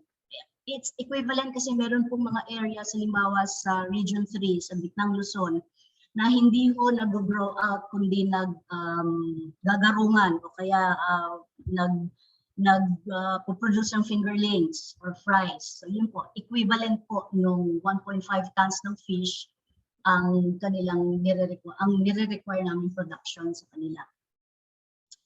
Okay, next po. Okay, karagdagang terms and condition po for ASC, ganun din po, after 5 years, kailangan po 1 ton per hectare per year ang nire-require natin production. Of course, kailangan po may financial capability to develop kasi hindi ho biro ang magpalaisdaan. Sa totoo lang, marami ho kami mga na-receive ng mga daing ng ating mga FLA holders na kagagawa lang ng dike, binagyo, naanod na naman ang kanilang mga dike. So continuous po ang kanilang pag-improve ng area. Cannot be used as a collateral to secure a loan. Dati kasi in the 1980s, inaalaw ko na gamitin yung FLA contract to secure a loan from the DBP kasi back then meron mo silang program for intensification of fish production. So ina-encourage mo nila noon ang magpalaisdaan for commercial production. So nagbibigay ng loan ang DBP noon. So ngayon hindi na kasi medyo hindi maganda ang track record ng ibang mga nakasecure ng loan. They took the money and run. Ganun po minsan yung iba. Okay? Subleasing, bawal ho ang subleasing. Transfer without prior approval is also one of the terms and conditions. And then ang lessee po natin ay kailangan mag-reforest ng ating river banks, 20 meters along river banks, bays, streams, or 50 meters kung ang area ay fronting the seashore. And then upon cancellation of the FLA, kailangan po evacuate niya yung area. And then the leaseholder is also required to keep records of operation and of operation and transactions kasi bine-verify po natin yan pag nasubmit po sila ng mga annual reports nila. Kaya kailangan ho i-allow nila yung inspection ng kanilang records and operations of the area para malaman namin ho yung extent ng kanilang operation. Okay, next po. No cutting or harvesting of mangroves. In fact, sa ASEC po, yung sa Aquaculture Stewardship Contract, we encourage planting of mangroves. Kasi ang ini-issuehan po natin ng ASC ay basically yun hong mga na-find out natin na AUU. Sa amin po, ang ibig sabihin po ng AUU ay abandoned, undeveloped, and underutilized. Okay? So yan po yung pwede nating issuehan ng ASC. So dahil mangrove-friendly aquaculture po ang pinopromote natin, so we encourage pa yung planting of mangroves, not just on the river banks, the dikes for their bank protection, but also inside. Kung halimbawa ang kanilang, kung halimbawa po yung isang FLA na na-cancel dahil na-abandon, nasira yung dike, pinasok na ng, tinubuan na ng mangroves, we encourage the no cutting of mangroves. So pwede naman ho sila kasi mag-aquaculture even with the mangroves there.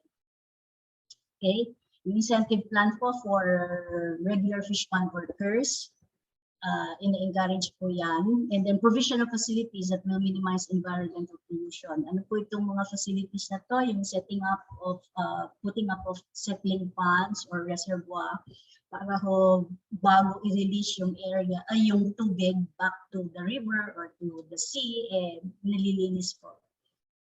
And then, of course, hindi lang po fishery laws, rules and regulations ang nilang i-comply. So, other existing laws, rules, and regulations po are kailangan po nilang i-comply. Next po. Now, ang cancellation po ng FLAs ay nasa Section 28 po. At ang grounds po ay ito. Pag namatay na po yung lessee, so wala na po kasi yung kontrata ng gobyerno, kaya pag namatay po yung lessee, wala na rin pong visa yung FLA. Dissolution of the juridical person. Ito din po, pagkamatay din po yan ng kumpanya. So dissolution na wala na po yung kumpanya or yung association na buwag. Okay, giving fraudulent, false, or misleading statements ay also a ground for cancellation. Failure to submit yearly reports is also one, and failure to pay rentals for 2 consecutive years is another, and subleasing. Ito pong dalawa, yung failure to submit yearly reports and failure to pay rentals, yan po ang maliit na nagiging grounds for cancellation. Okay, next po. Transfer of the rights without the approval of the secretary and non-adherence to good aquaculture practices po yung GEP.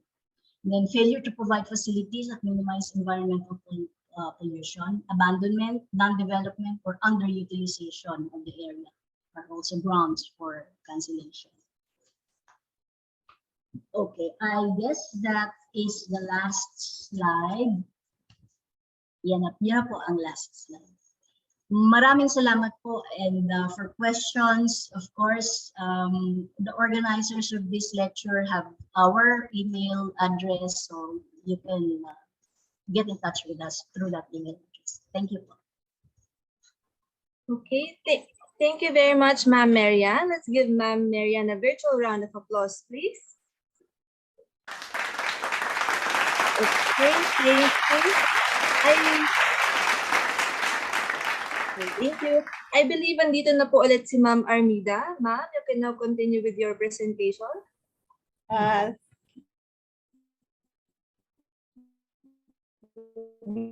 Morning.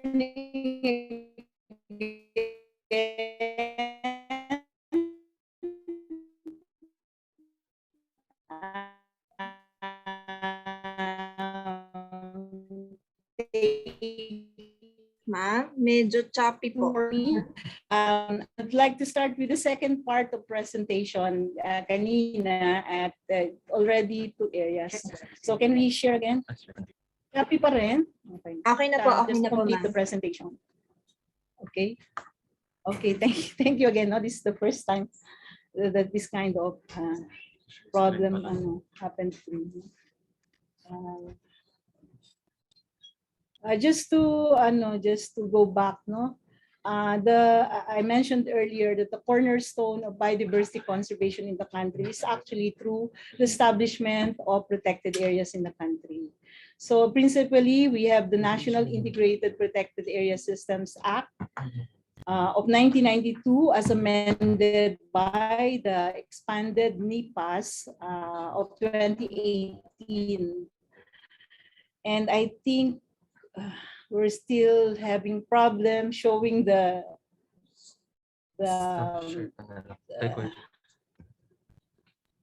okay, sorry about that. And yung sinabi ko rin po kanina na ang maganda, yes po. Really sorry about Ma'am Neng, would it help if kami yung mag-share? Pwede. Anong That one, we're now on the second part on the NEPAS. Alan? Alan, can you share?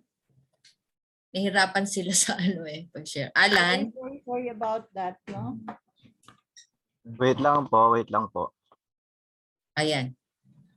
Parang nakaka-share na ata sila. Okay. Is this arts? Yes, ma'am. Okay. Again, I'm now on the second part of my presentation. And as I mentioned, we have the National Integrated Protected Area Systems Act as amended by expanded National Integrated Protected Areas law, no, in 2018. And this pertains to the classification and administration of all designated protected areas to maintain ecological processes and life support systems, to preserve genetic diversity, to ensure sustainable use of resources found therein, and to maintain their natural conditions to the greatest extent possible. So ito po yung Bible natin in managing our protected areas. Just to mention a few, in the preamble, it mentions that we should be able to encompass ecologically rich and unique and biologically important public lands.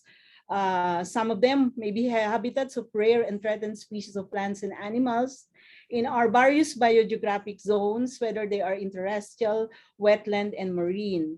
And ang isa pong important provision ng batas natin na bago is that the system shall recognize conservation areas and the management regimes being implemented by our local government units, the local communities, and indigenous peoples. No?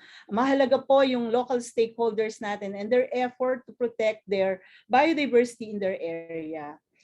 And the law also makes sure that the mobilization of resources should be there to support the institution.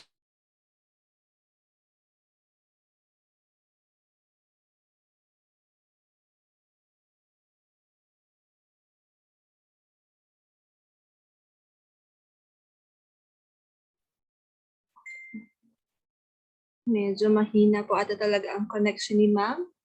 Ma'am Armida? Nawala po ata ulit.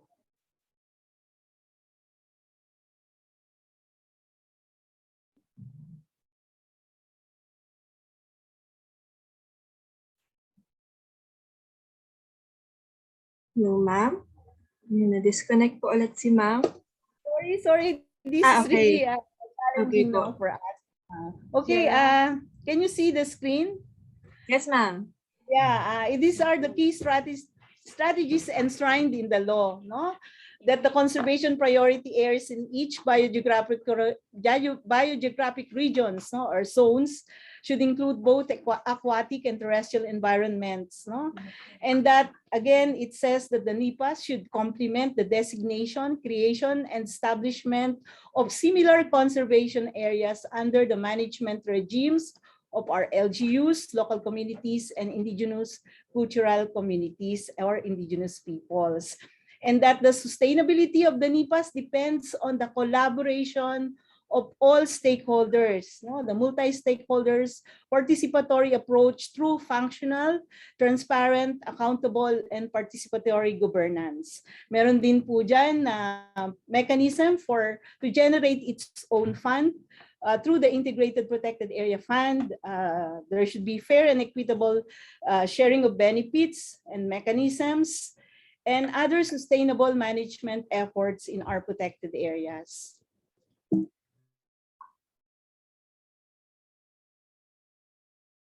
Just to capture, meron po tayong a multi-sectoral policy-making body in our protected areas, we call the PAMB. We have a participatory protected area management plan, as mentioned, through transparent process and participatory process, and it is science-informed, no? And again, there's IPAF that can sustain the operation of the system, and that there are a host of other built-in safety nets within the law, like the use of EIA processes, the management effectiveness tracking tool, and the LAT, no? So, as for the status, we have around 244 protected areas under NEPAs, 107 of which are legislated, 13 are proclaimed, and a number of about 124 still remaining as initial components. Right now, 15.4% of the Philippine land area are part of our NEPAs, and about 1.42% of our marine waters, including EEZ, ay kasama din sa ating NEPAs. So ito po, ang sitwasyon natin ngayon, we fell short of the 17% target of terrestrial and inland water included as part of our protected areas. And the 10% global target, out of the 10% global target, we only achieved 1.42% of our terrestrial waters, no, managed under NEPAs. And as to the management effectiveness, we were targeting effectively and equitably managed protected areas were under moderate based on the conducted management effectiveness tracking tool.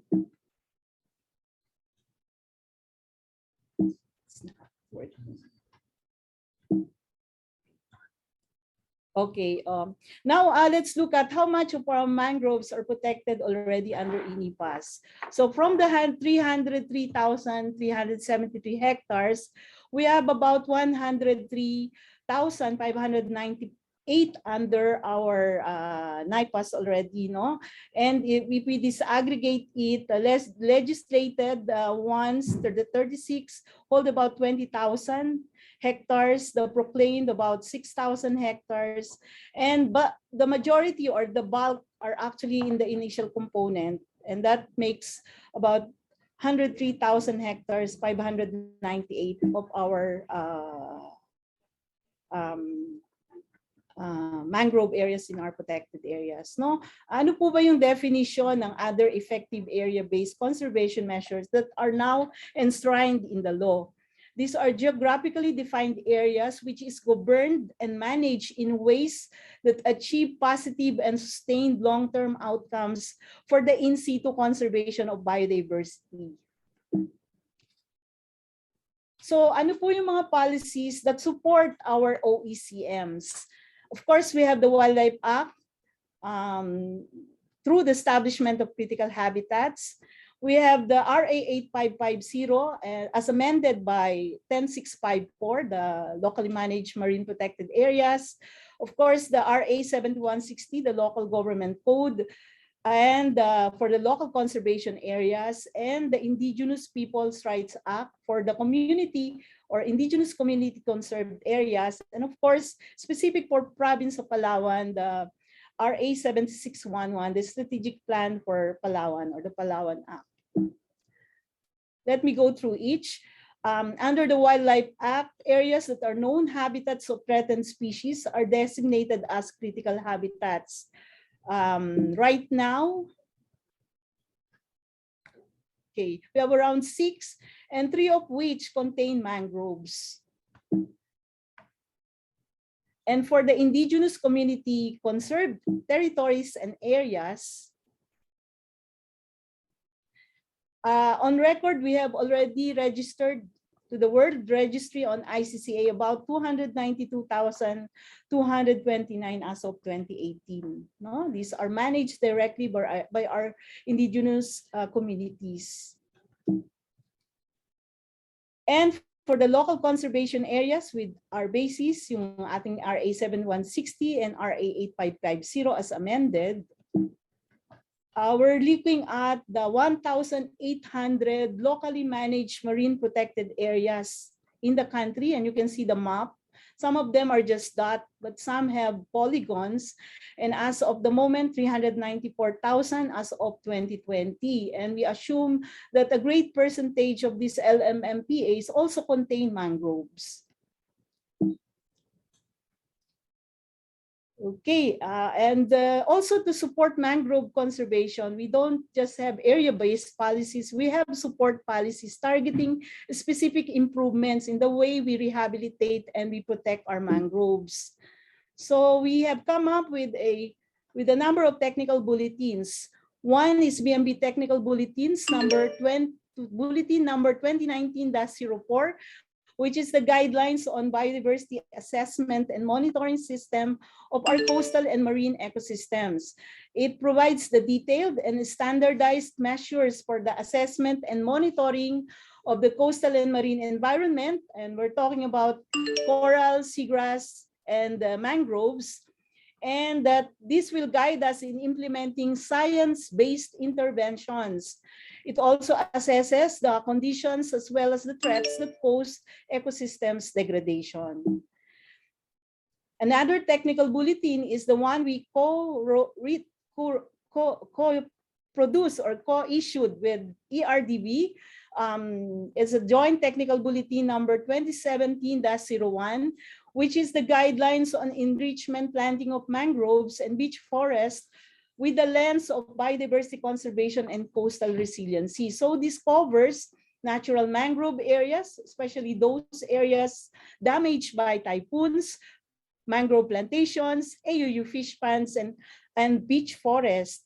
And it stresses or emphasizes that areas that are not recommended for enrichment planting of mangroves, and this includes seagrass beds, areas with algal blooms, areas with high garbage deposition, areas with unstable and unstable substrates such as sand, shifting areas, rocky coralline substrate, mud floods, and tidal floods. The next few sets of slides will tell us the reason why we came out with these technical bulletins. This is a photo taken in Olango Island Wildlife Sanctuary. This was planted a long time ago, and they planted in sandy or coralline substrate. And the issues then was that it's budget driven. There are projects that needs completion, that has completion pressures, and they forced plantation in areas not suited for rehabilitation. The result, low survival rate, stunted mangrove. You visit the area, you can see those right in front, no, of the PAMO, no, and then these are clearly not climate resilient, no. Another example, this one I visited personally, and this is in Biri La Rosa Protected Landscape and Seascape in Region 8. Right at the back of that famous rock formation, you can see stunted mangroves. And I was told that this was part of a reforestation project by a foreign-assisted project in 2002. And these are 20-year-old plantations, not even 3 feet tall, no? And I always use this slide to provide the example of how and why not to plant mangroves in certain areas. Next, please. Yeah. Sorry, this is quite challenging. And then, of course, you see mangrove plantations being established over seagrass beds. And this is actually damaging because seagrass are very important ecosystems. They are equally important ecosystems in our coastal and marine areas. And we see a lot of these happening. That's why we need to make sure that we have thorough environmental education and information campaign and trainings, no, to produce maximum results from the money and time that we spend reforesting and rehabilitating these areas. The result again is that there's low survival rate, and we have stunted mangroves growth. And again, these are not climate resilient. Next, please. Oh no, it's really challenging.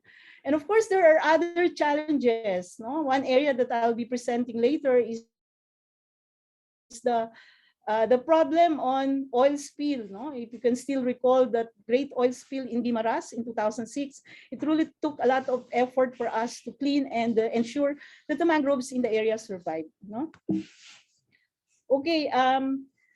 Just to give you a better look of how it is on the ground. No, I've chosen 2 case studies, no, to present to you how mangroves are actually being managed and conserved in our protected areas. No, one in the NIPAS areas and another one in an OECM, or a locally managed marine protected areas, and that's the Tacloban Island National Marine Reserve and the Leganés Integrated Katungan. Katungan is mangrove in Ilonggo, and it's actually slow motion. No? Okay, next. So at Tacloban Island, for those of you who haven't been to the area, what is being shown? Yeah, okay, it's about 1,143 hectares, and 53.5% of the area is mangrove in 100% excellent cover with about 24 species. So when you can see in the map, the blue ones are the corals, the green ones are the mangroves, and the red ones are the seagrass beds. They coexist, this ecosystem coexists in these areas. And these ecosystems protect 5 coastal communities in Nueva Valencia, Guimaras. Earlier, we heard some of the speakers talk about need for partnerships. This is a long-term partnership with Globe. In fact, the first plantation was established in 2010, and they replanted in 2016. And they have also a long-term partnership with the UP Visayas, no? Andun lang sa tabi ng area nila yung station ng UP Visayas that really maximize opportunities for protection of the area, as well as get science-based inputs from the academe on how we manage our protected areas, no? So next, it's like slow motion here. Wait, yan. I was just there last week. Before this talk, I wanted to visit and see for myself how am I going to project management of these areas. I saw that there is a functional PAMB in that area, and with 2 very, very active barangay captains ready to which are serving fiscalizers actually, no, in the area. IPAP is operational. Yun nga lang, naapektuhan sila ng pandemic. They used to receive 5,000 visitors a day, and they are earning already. And they do regular BMS, biodiversity monitoring system patrolling, and water quality monitoring, no? And they have all the data that to show how well they manage the area, no?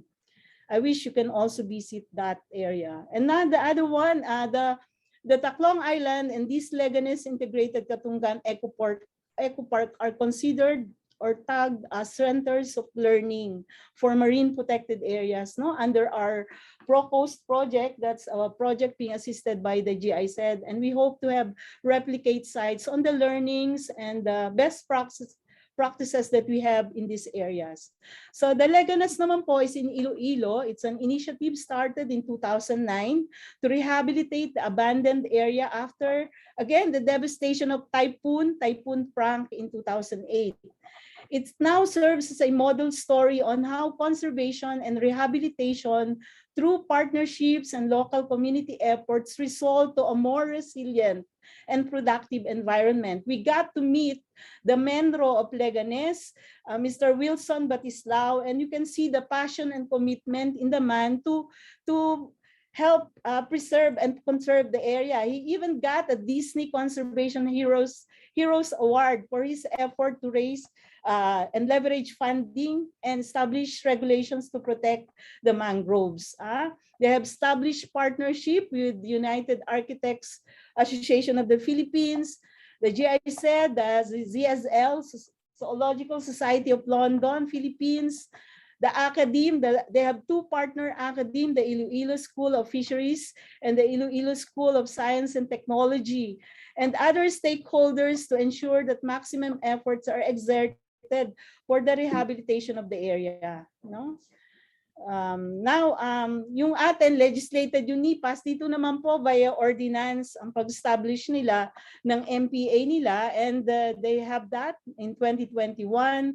Again, while the NIPAS is DNR-led, the LMPPA is mostly LGU-led, and they have a project management unit which is equivalent to PAMB. They have the MENRO, they have the municipal engineers, the municipal tourism officer, MPDO, barangay captains, the people's organization, and the municipal MPharmacy. So, ito po is a picture that we took from their own picture. Hindi po namin, kinuha lang namin po ito dun sa kanilang visitor center. So that's the area in 2007. And they slowly planted it with multi-species po ang pinaplant dito, hindi lang po bakawan. And in 2021, this is how the area looks now. No?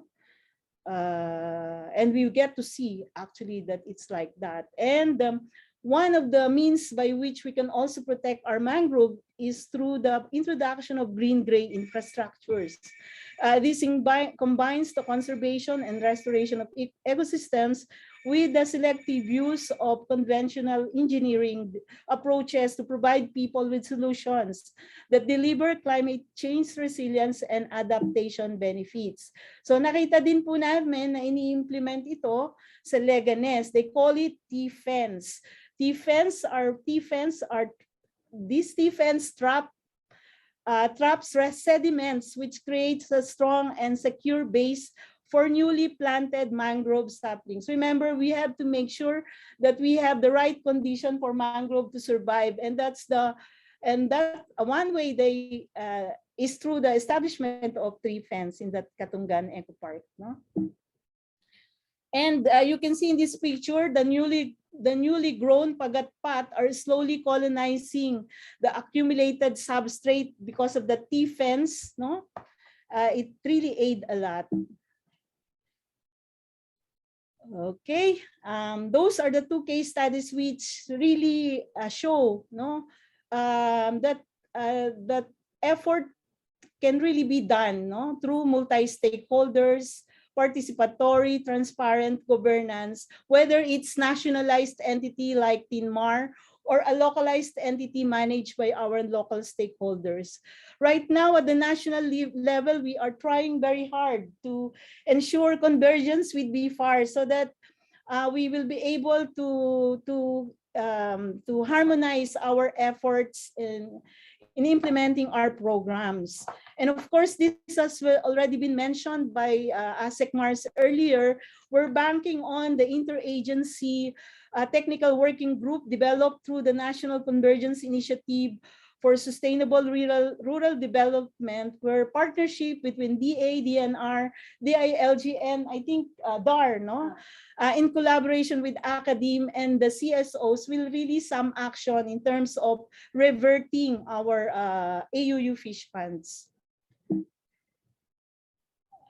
Okay. And of course, we have to recognize also that there are foreign assisted projects that are actually helping us ensure that appropriate interventions are introduced in our mangrove areas. And I'm talking about the Strategic Action Plan for South China Sea or the West Philippine Sea for us, where we look at all the key coastal habitats in specific areas in regions 3, regions 4B, and regions 4B and 4A, no? Okay. Of course, kanina sinabi ko, meron po tayong sustainable coastal protection through biodiversity conservation in coastal ecosystems affected by typhoons in the Philippines. That's the ProCoast. Yun pong Tinmar and the Leganes are their centers of learning. And then they also have replicate sites na pwedeng matuto yung ibang mga sites na LMPAs and other protected areas from the best practices and also the lessons learned. And meron pa din po tayong mga pipeline project like the coastal resilience projects, which look at the eastern seaboard and the protected areas and the smaller one, marine protected areas, and how we can make them more resilient, no, against these typhoons, looking at storm surges, sea level rise, strong waves, and so forth. Kanina sinabi dapat may roadmap tayo sa mangrove. In 2019 po, we had a consultation workshop led by BMB. That was the time of ASEC. We had a consultation workshop done with CI Philippines where we tried to develop a roadmap for Philippine mangroves. But this one needs further consultation. But I just want to highlight that we have timelines set already for these, beginning with interagency review and harmonization of policies. And by 2021, we have already coordinated with RDCs, no, so that development programs will not imperil mangroves. Kasi we know that there are a number of reclamations and post-reclamation projects and other coastal developments that will really affect. And then passage of more mangrove ordinances and environmental codes by our local government units. And we are envisioned by that by 2026, we have full implementation and funding for our mangrove action plan with interagency support. We have institutionalized already recognition of best practices. And of course, lessons learned. Kasi kanina yung pinesent ko, mga lessons learned po yun. And this time with the SDG goals. By 2030, we hope to have institutionalized mangrove management bodies, no, if there's still a need for that, and incentives for local management. And by that time, we see a 20% increase in mangrove areas. Again, this is still subject for further consultation, but at least we already have a draft. Okay, and I think, did I consume already my 20 minutes? The following set of slides is just a reiteration of what we need to ensure that mangrove conservation do happen inside our protected areas, both the national and the local. And this include the provision of policy support. And I think FDC can really help us a lot on this. And we need to have increased funding for more climate resilient infrastructures and other nature-based solutions. Siargao was damaged, no? A lot of infrastructure was damaged. But the good thing about is of the 8,000 hectares mangrove of Siargao Island protected landscape, the naturally grown ones, 9 hectares lang po ang na-damage ni Odette. But all the mangrove plantations, 144 were damaged, no? So we need that. Of course, the participatory governance by all. Next. Sabi nga natin, kabalik natin, I just have to. Okay, back please. Okay. We just don't want to build a sense of ownership by all these local and national stakeholders, but more importantly, a sense of relationship with the environment. Next, please. Of course, yung mainstreaming the ridge to reef approach, much of the problem that we have right now in our coastal and marine areas are actually caused by land-based activities. So right now we have a technical bulletin and hopefully to be translated into joint DAO with the ILD and the SUD for the mainstreaming of the ICM approach in our comprehensive land use plan. And we'll update you on the process later. Of course, increasing awareness on our blue carbon. It's always said that coastal habitats, including mangroves, actually sequester carbon 2 to 4 times faster and store 3 to 5 times more than tropical forests by area. And I'm sure this was discussed during the first webinar. Okay.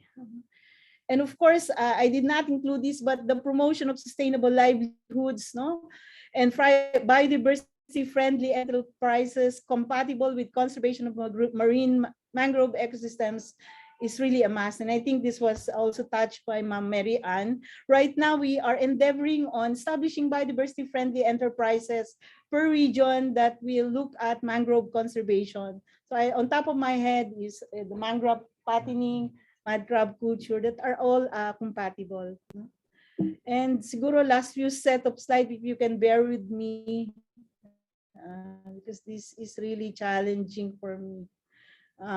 Of course, this one, we are hosted by the UP College of Forestry. We really need science-informed rehabilitation and management of our mangrove ecosystem. We need to sustain partnership with academic institutions and private sectors. I'm looking at winning. Dapat yung malapit na academe in our protected areas or in our conservation areas should be able to partner with us, no, in protecting and I'm looking at joint databases with our academe, no. These are all wish for some areas, but we already see that this is already happening in Tinmar and the Leganes. I think that's all for my lecture. Maraming salamat po, and thank you for bearing with me. This is the first time that I really had technical glitch, and I seem like I'm looking at slow motion presentation for you. Maraming salamat po sa inyo. Thank you, Ma'am Armida. That's okay po. Hindi naman po talaga natin maiiwasan ang technical difficulties. A virtual round of applause din po for Ma'am Armida, please. Thank you. Again, thank you to Sir Marcial, Ma'am Mary Ann, and Ma'am Armida for your time and for sharing your knowledge on mangroves. I'm sure all of the 603 participants watching and listening here in the Zoom room and 108 participants from our FB Live have learned so much from your presentations. And now, before we move on to the open forum, a few reminders first. Again, e-certificates will be given after you accomplish the post-evaluation. The link will be posted in the Zoom chat. Once accomplished, you may email us at fdc.uplb@up.edu.ph for the request of the presentations of the speakers. For those who wish to replay this webinar, you may find it on our Facebook page. And also, para po sa mga hindi po nakakapag-attendance, kindly check out the Zoom chat box and FB Live comments where we have placed the link there. Kindly fill that out na lang po. Okay, so I hope everyone has prepared their questions, for we will now be proceeding to the open forum. May I call on our moderator for today, Forester Judith F. Castillo. Okay, thank you, Jor. And thank you rin po to our speakers, ASEC Amaro, Forester Andres, and Ma'am Gonzales. Again, to our participants, please key in your questions at the Q&A box. And if time permits, we could possibly accommodate a few live questions. Okay, to start with, here is a question for Forester Andres from Forester John Balon of the Biodiversity Corridor Project in Mindoro. In line with the establishment of protected areas centered on mangroves, are our current initiatives and field findings using the PASA able to increase extent from a species level to ecosystem or landscape level? This is since the ecological importance of mangroves is collective and some areas fail to pass PASA even with the ecosystem services they provide because of non-detection of endangered or endemic species following rule number 5.6 of DAO 2019-05. As observed in the PASA of Presidential Proclamation number 2152, most species found in mangroves are categorized as least concerned, and mangrove areas are generally disturbed by economic activities. Is there a way to motivate establishment of these areas under ENIPAS with the weight of proclamation skewed to other environmental services? Definitely yes. My answer is yes. As I mentioned, the biodiversity has important ecosystem services associated with our rich biodiversity. So you can always highlight in your PASA report that these are important areas for fisheries, for as wildlife habitat. If they're facing the eastern seaboard, it's important for coastal protection. I think that's very important to highlight, and that can be considered in the review of the PASA. I agree. I fully agree that it should be considered. Thank you. Thank you. Okay.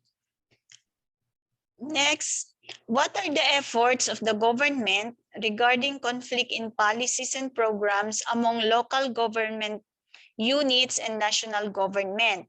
Example, some mangrove areas are used as resettlement areas or reclaimed for other purposes. Some are even declared as A&D or titled. Anyone could answer, please?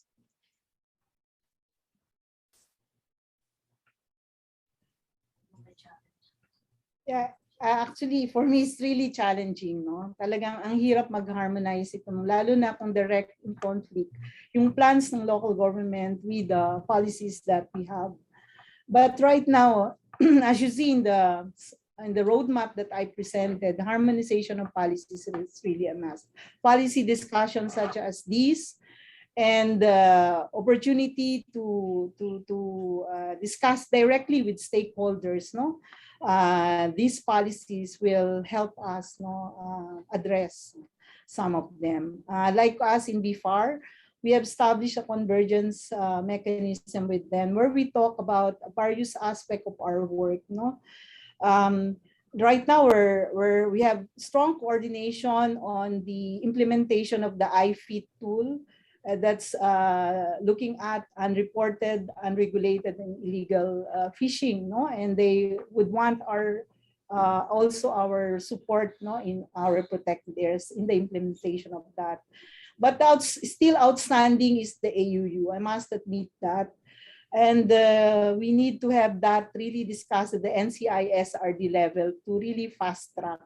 Because in my visit last week, no, to the municipalities of Leganes, Dumangas, no, they've already have a matrix of the different FLAs, no, that are already abandoned, underutilized, and undeveloped. In fact, even the owners or the holders of those FLAs would like to revert na, no? So they're just waiting for the imprimatur from the national to start the reversion process.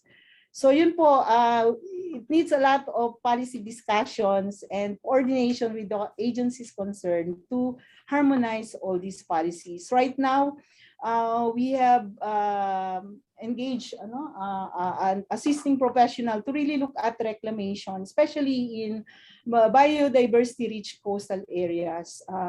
If you will look at the reclamation map in the Philippines, practically the entire Philippines would like to be developed, but the rationale for not doing so, we have to provide that through science, through documented evidence that in some areas that are frequented by typhoons, we really cannot afford to lose the green belts that we had. So in the ProCoast project, we have produced a map showing the areas where green belts are actually needed.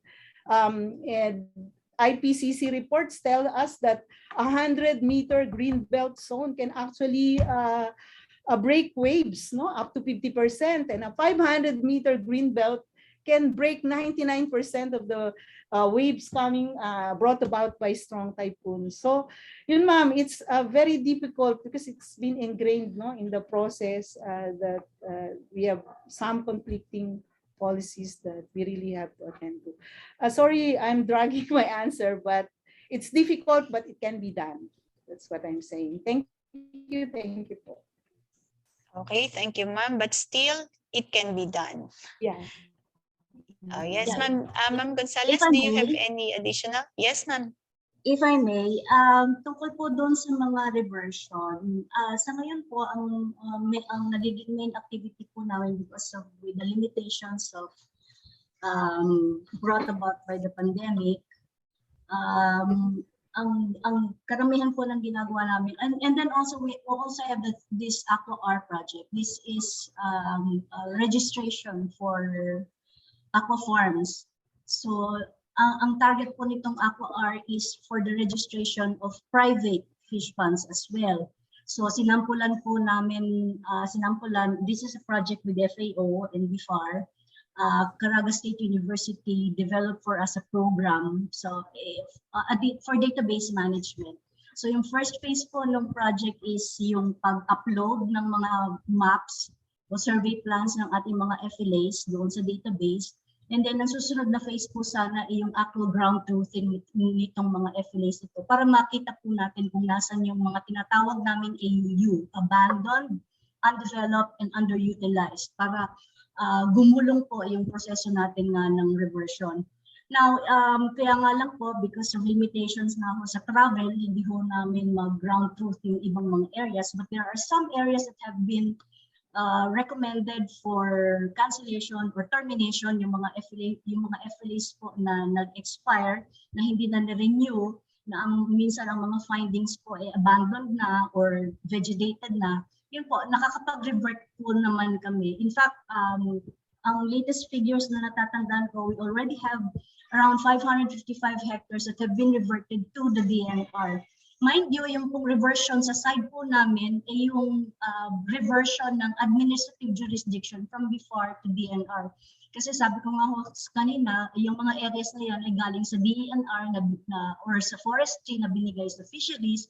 Ngayon, upon verification, ocular inspection itong mga areas na to, pag nakita pong more than 10% o minsan hindi ho, may mga instances ho na wala talagang traces na nagkaroon ng fish pond development sa isang FLA area, yun, candidate na po yan for reversion. So yun po yung mga ginagawa natin. So sa ngayon po, ganun pong ginagawa. And also, if I remember, nung pong 2012, nung pinasa po namin yung aming FAO 197-1, it was supposed to be a joint DA, DENR, DILG administrative order. So ang nilalaman po nitong administrative order na to ay sana yung simula ng aming proseso, pag-issue ng FLA, pag-cancel ng FLA, yung proseso po ng pag-cancel ng FLA, kasi ito po yung isang naging clamor ng mga NGOs noon at that time. Tapos, yung pong physical reversion.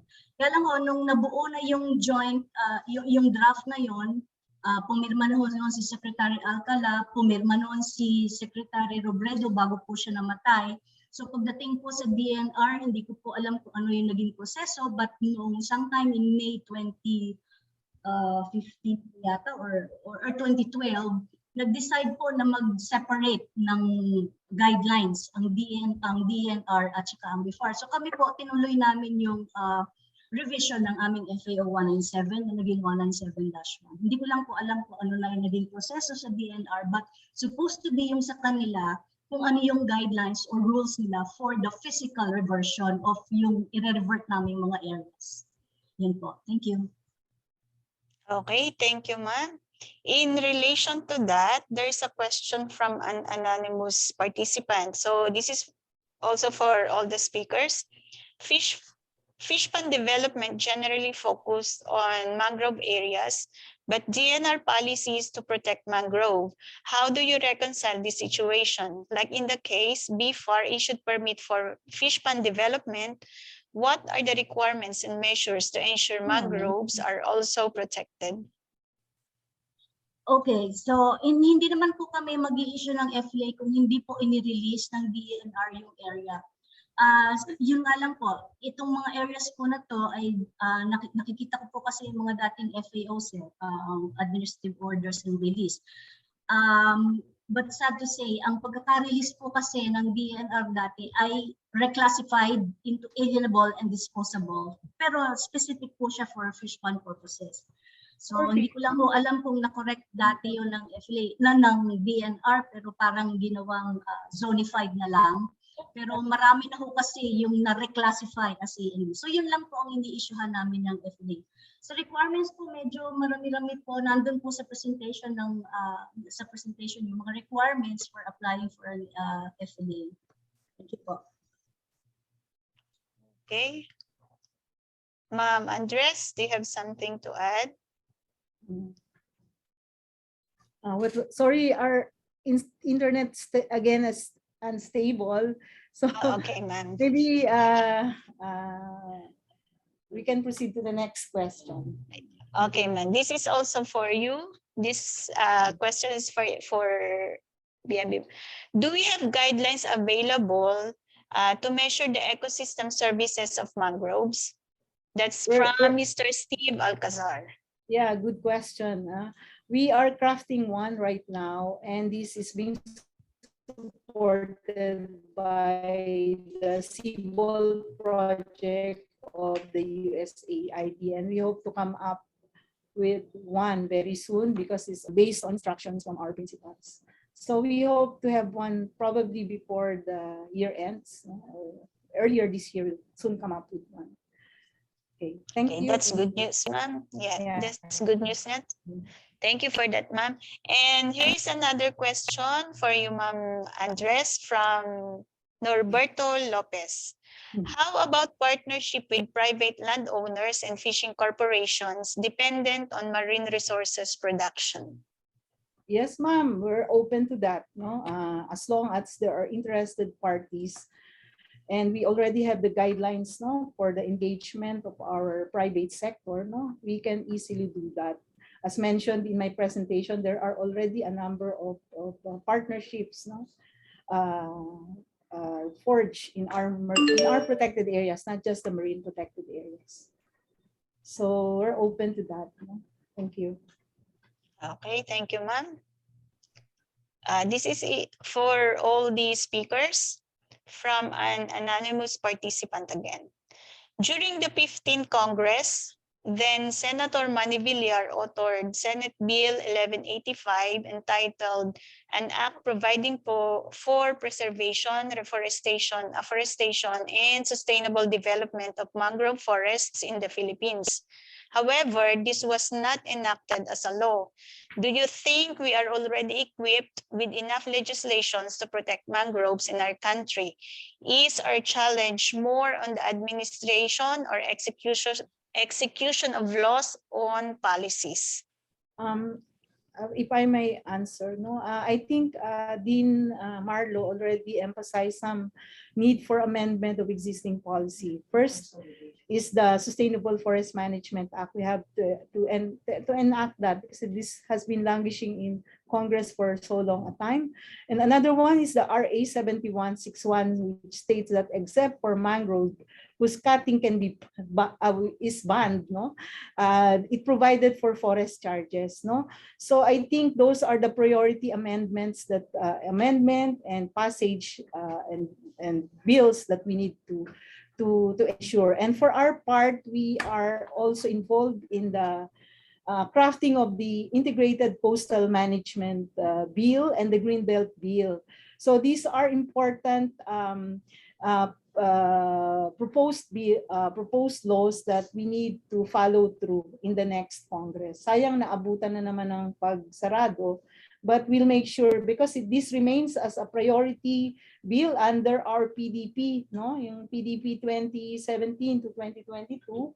So importante talaga because this follows the ridge to reef approach.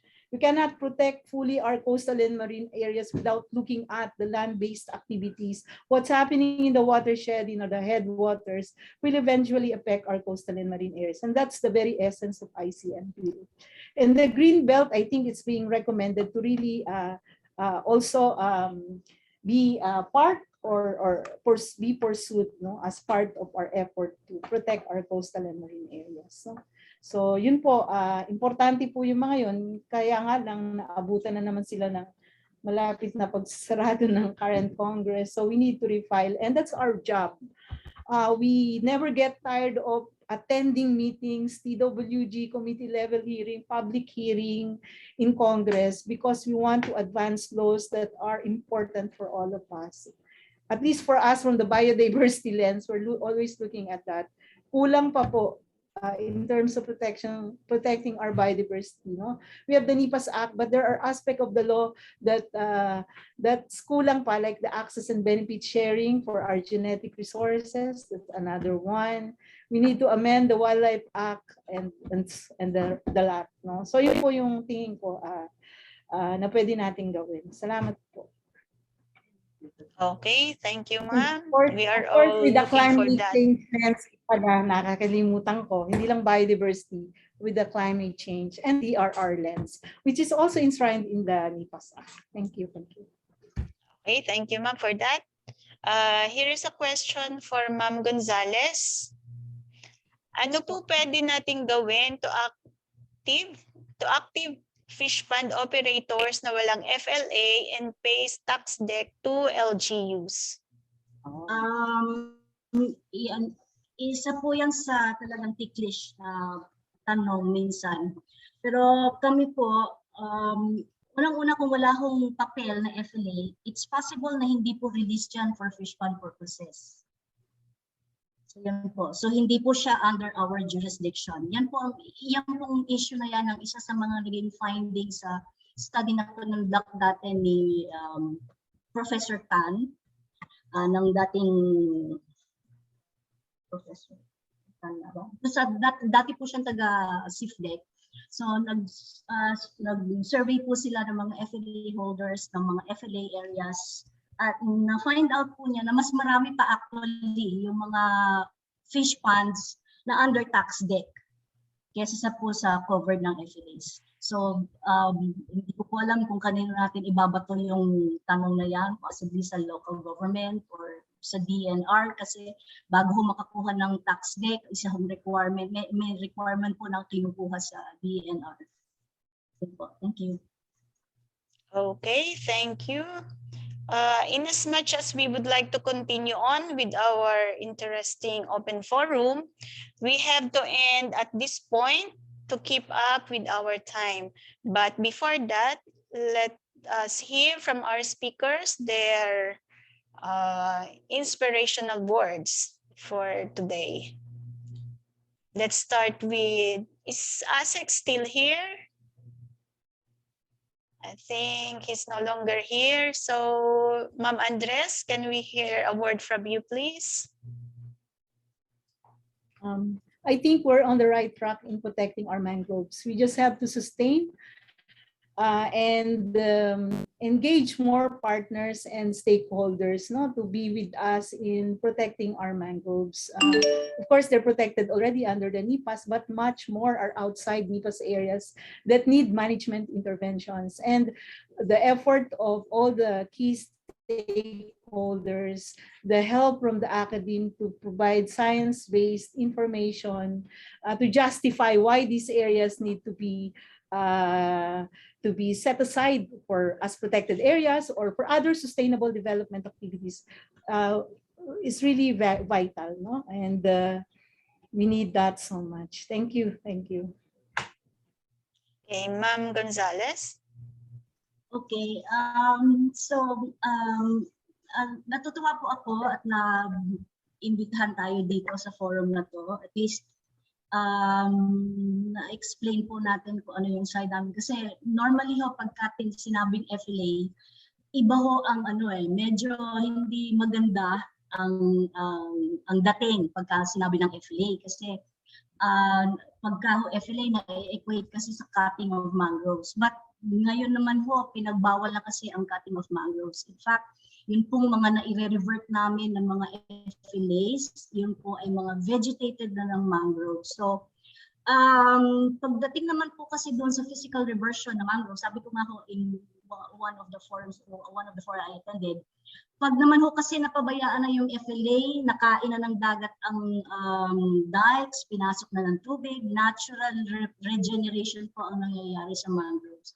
So, of course, sana maibalanse natin yung need natin sa FLA, sa pag-i-issue namin ng FLA, sa need natin kumain ng isda. Okay, alam naman po natin na ang isda ang isang primary source ng protein sa Filipino diet. But yun lang ho, ibinabalanse natin yan sa environmental protection na pinoprovide ng ating mangroves. So huwag ho kayo mag-alala. Pag nakakita ho kami ng mga areas na talagang candidate na for reversion, talagang ginagawa ho namin yung magagawa para ma-revert siya physically, administratively sa DNR. Okay, yun lang po. Salamat po. Okay, thank you very much po. Again, to all our speakers and participants, thank you very much. Back to you, Jor. Okay. Thank you, Ate Judith. And also thank you again to our speakers. So now we will proceed to the awarding of certificates to our speakers. Let me read the citation first. The certificate of appreciation is awarded to Forester Marcial C. Amaro Jr., Forester Armida P. Andres, and Ms. Marianne Concepcion D. Gonzales for serving as speaker during the Forest Policy ETalks 2022 FDC webinar series on Turning the Tide, Why Mangroves Matter, Regulatory Framework, Institutional Structure, and Governance in Mangroves, held the 7th day of April 2022, organized by the Forestry Development Center with support from the Information Technology Center UPLB via Zoom webinar.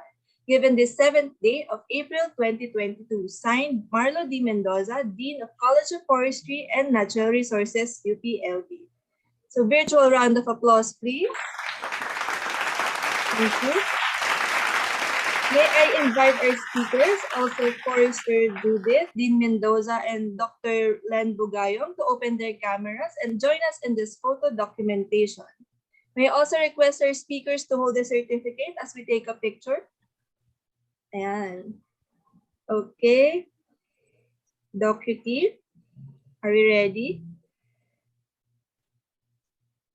Say pa picture.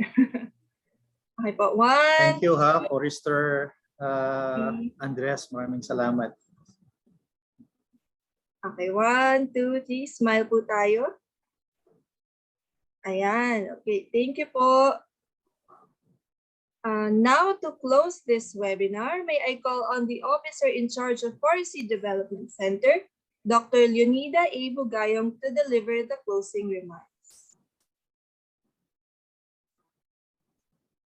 Good day po sa ating lahat, Dean Marlo Mendoza and members of the College of Forestry and Natural Resources, EXECOM, our distinguished speakers, ASEC Marcial Amaro Jr. from DNR, Forester and Armida Andres from BMB, and Ms. Gonzales from DA BIFAR.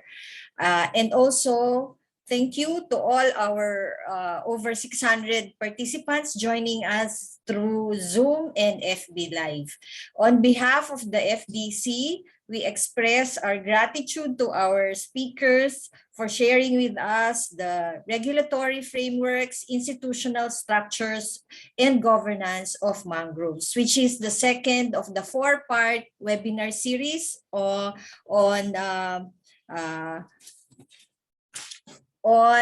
the Forest Policy ETalks FDC webinar series on Turning the Tide, Why Mangroves Matter. ASEC Mars, as we have heard, ASEC Mars Amaro Jr. informed us on the policies and programs on mangrove forests, particularly on the legal basis about the major laws on the as well as the Philippine Master Plan for Resilient Forestry Development as basis for the programs and policies that they're having on mangrove forests. And he also mentioned that we have about 366,000 hectares of mangroves according to their Philippine statistics, as well as their initiatives to rehabilitate degraded mangrove areas. And finally, he updated us with the activities and future plans for the interagency TWG on abandoned and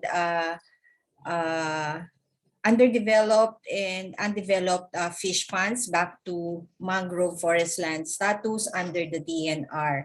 And then we also heard from BMB, Forester Andres shared with us a comprehensive presentation on the policies, governance, and partnerships in mangrove conservation, focusing on 2 case studies as examples of how partnerships among the national and local agencies and stakeholders work for the management of specific protected mangrove areas in TIN and MR and the Liganes Eco Park. And so we were really introduced to what's happening on the ground, and she also highlighted the do's and don'ts that should not be done in rehabilitating our mangrove areas. And interestingly, she also shared with us the ongoing initiatives that they have with other stakeholders regarding the crafting of a mangrove roadmap. And we look forward to also participating in future workshops so that we can also be informed of what needs to be done for the mangrove to prosper in its management and conservation in the country.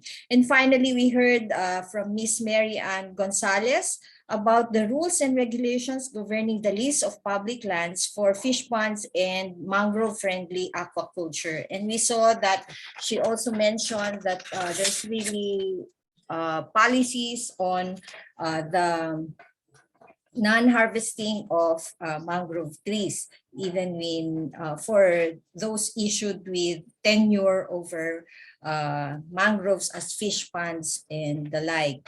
And we also heard from our participants about questions on regarding how to harmonize policies or laws and guidelines regarding mangrove management, which our speakers also explained how they're doing it to coordinate, especially in coordinating with other agencies, not just DNR or BIFAR, to resolve these issues.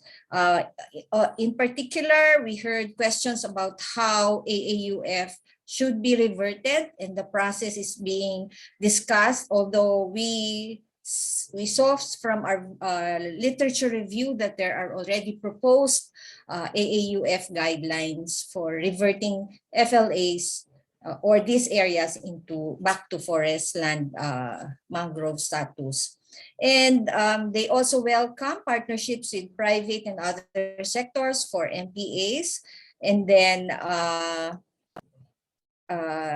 Ms. Neneng also mentioned a few of the laws that need to be enacted. These are already in Congress, but again, the lengthy time it takes for these bills to be enacted into law should make us more patient and committed to lobbying or advocating for them. So finally, Ms. Andres also mentioned that we are on the right track in terms of our initiatives to protect and conserve the remaining mangrove forests, but they also need science-based information for sustainable development and management of our forests, particularly mangroves. And Ms. Gonzales, we also thank her for sharing with us the need. She said that we also need to balance the issues on FLAs, such as the need for fish as food resources, and balance that with the need for environmental protective functions of mangroves. So we also thank our participants for joining us. We have over 600 here and another 50 or so from Facebook. We just thank you for joining us, and we invite you again to the remaining 2-part webinar series, which will happen about June and July after the election. So watch out for that. We will be announcing the schedules for these 2 webinars over our Facebook page. And now I won't make it long, but in behalf of our staff of the center, we thank you for your participation and thank you for joining us once again. God bless and take care, everyone. Thank you. Thank you, Doc Len. And now, before we formally end this webinar, here are some announcements. First, As Doc Len said, we are once again inviting you to our upcoming webinars entitled Mangrove Ecosystem Goods and Services, Practices and Lessons Learned in Mangrove Development and Utilization happening this June 2022, and Science-Based Mangrove Management and Utilization happening this July 2022. To know more details and updates about this, follow us on Facebook at UPLB Forestry Development Center. And also you can subscribe to our YouTube channel, UPLB Forestry Development Center, for the replay of all our webinars for the Forest Policy ETalks 2022. And finally, again, here is the post-evaluation link and the QR code. Kindly accomplish the post-evaluation on or before April 14, 2022, Thursday at 12 noon. Once accomplished, you may email us at fdc.uplb@up.edu.ph for the request of the presentation of our speakers. Again, okay, so I guess that's it for today's webinar. Thank you for joining and supporting the Forest Policy ETalks 2022. We hope to see you again in our future webinars. Again, thank you and have a great day.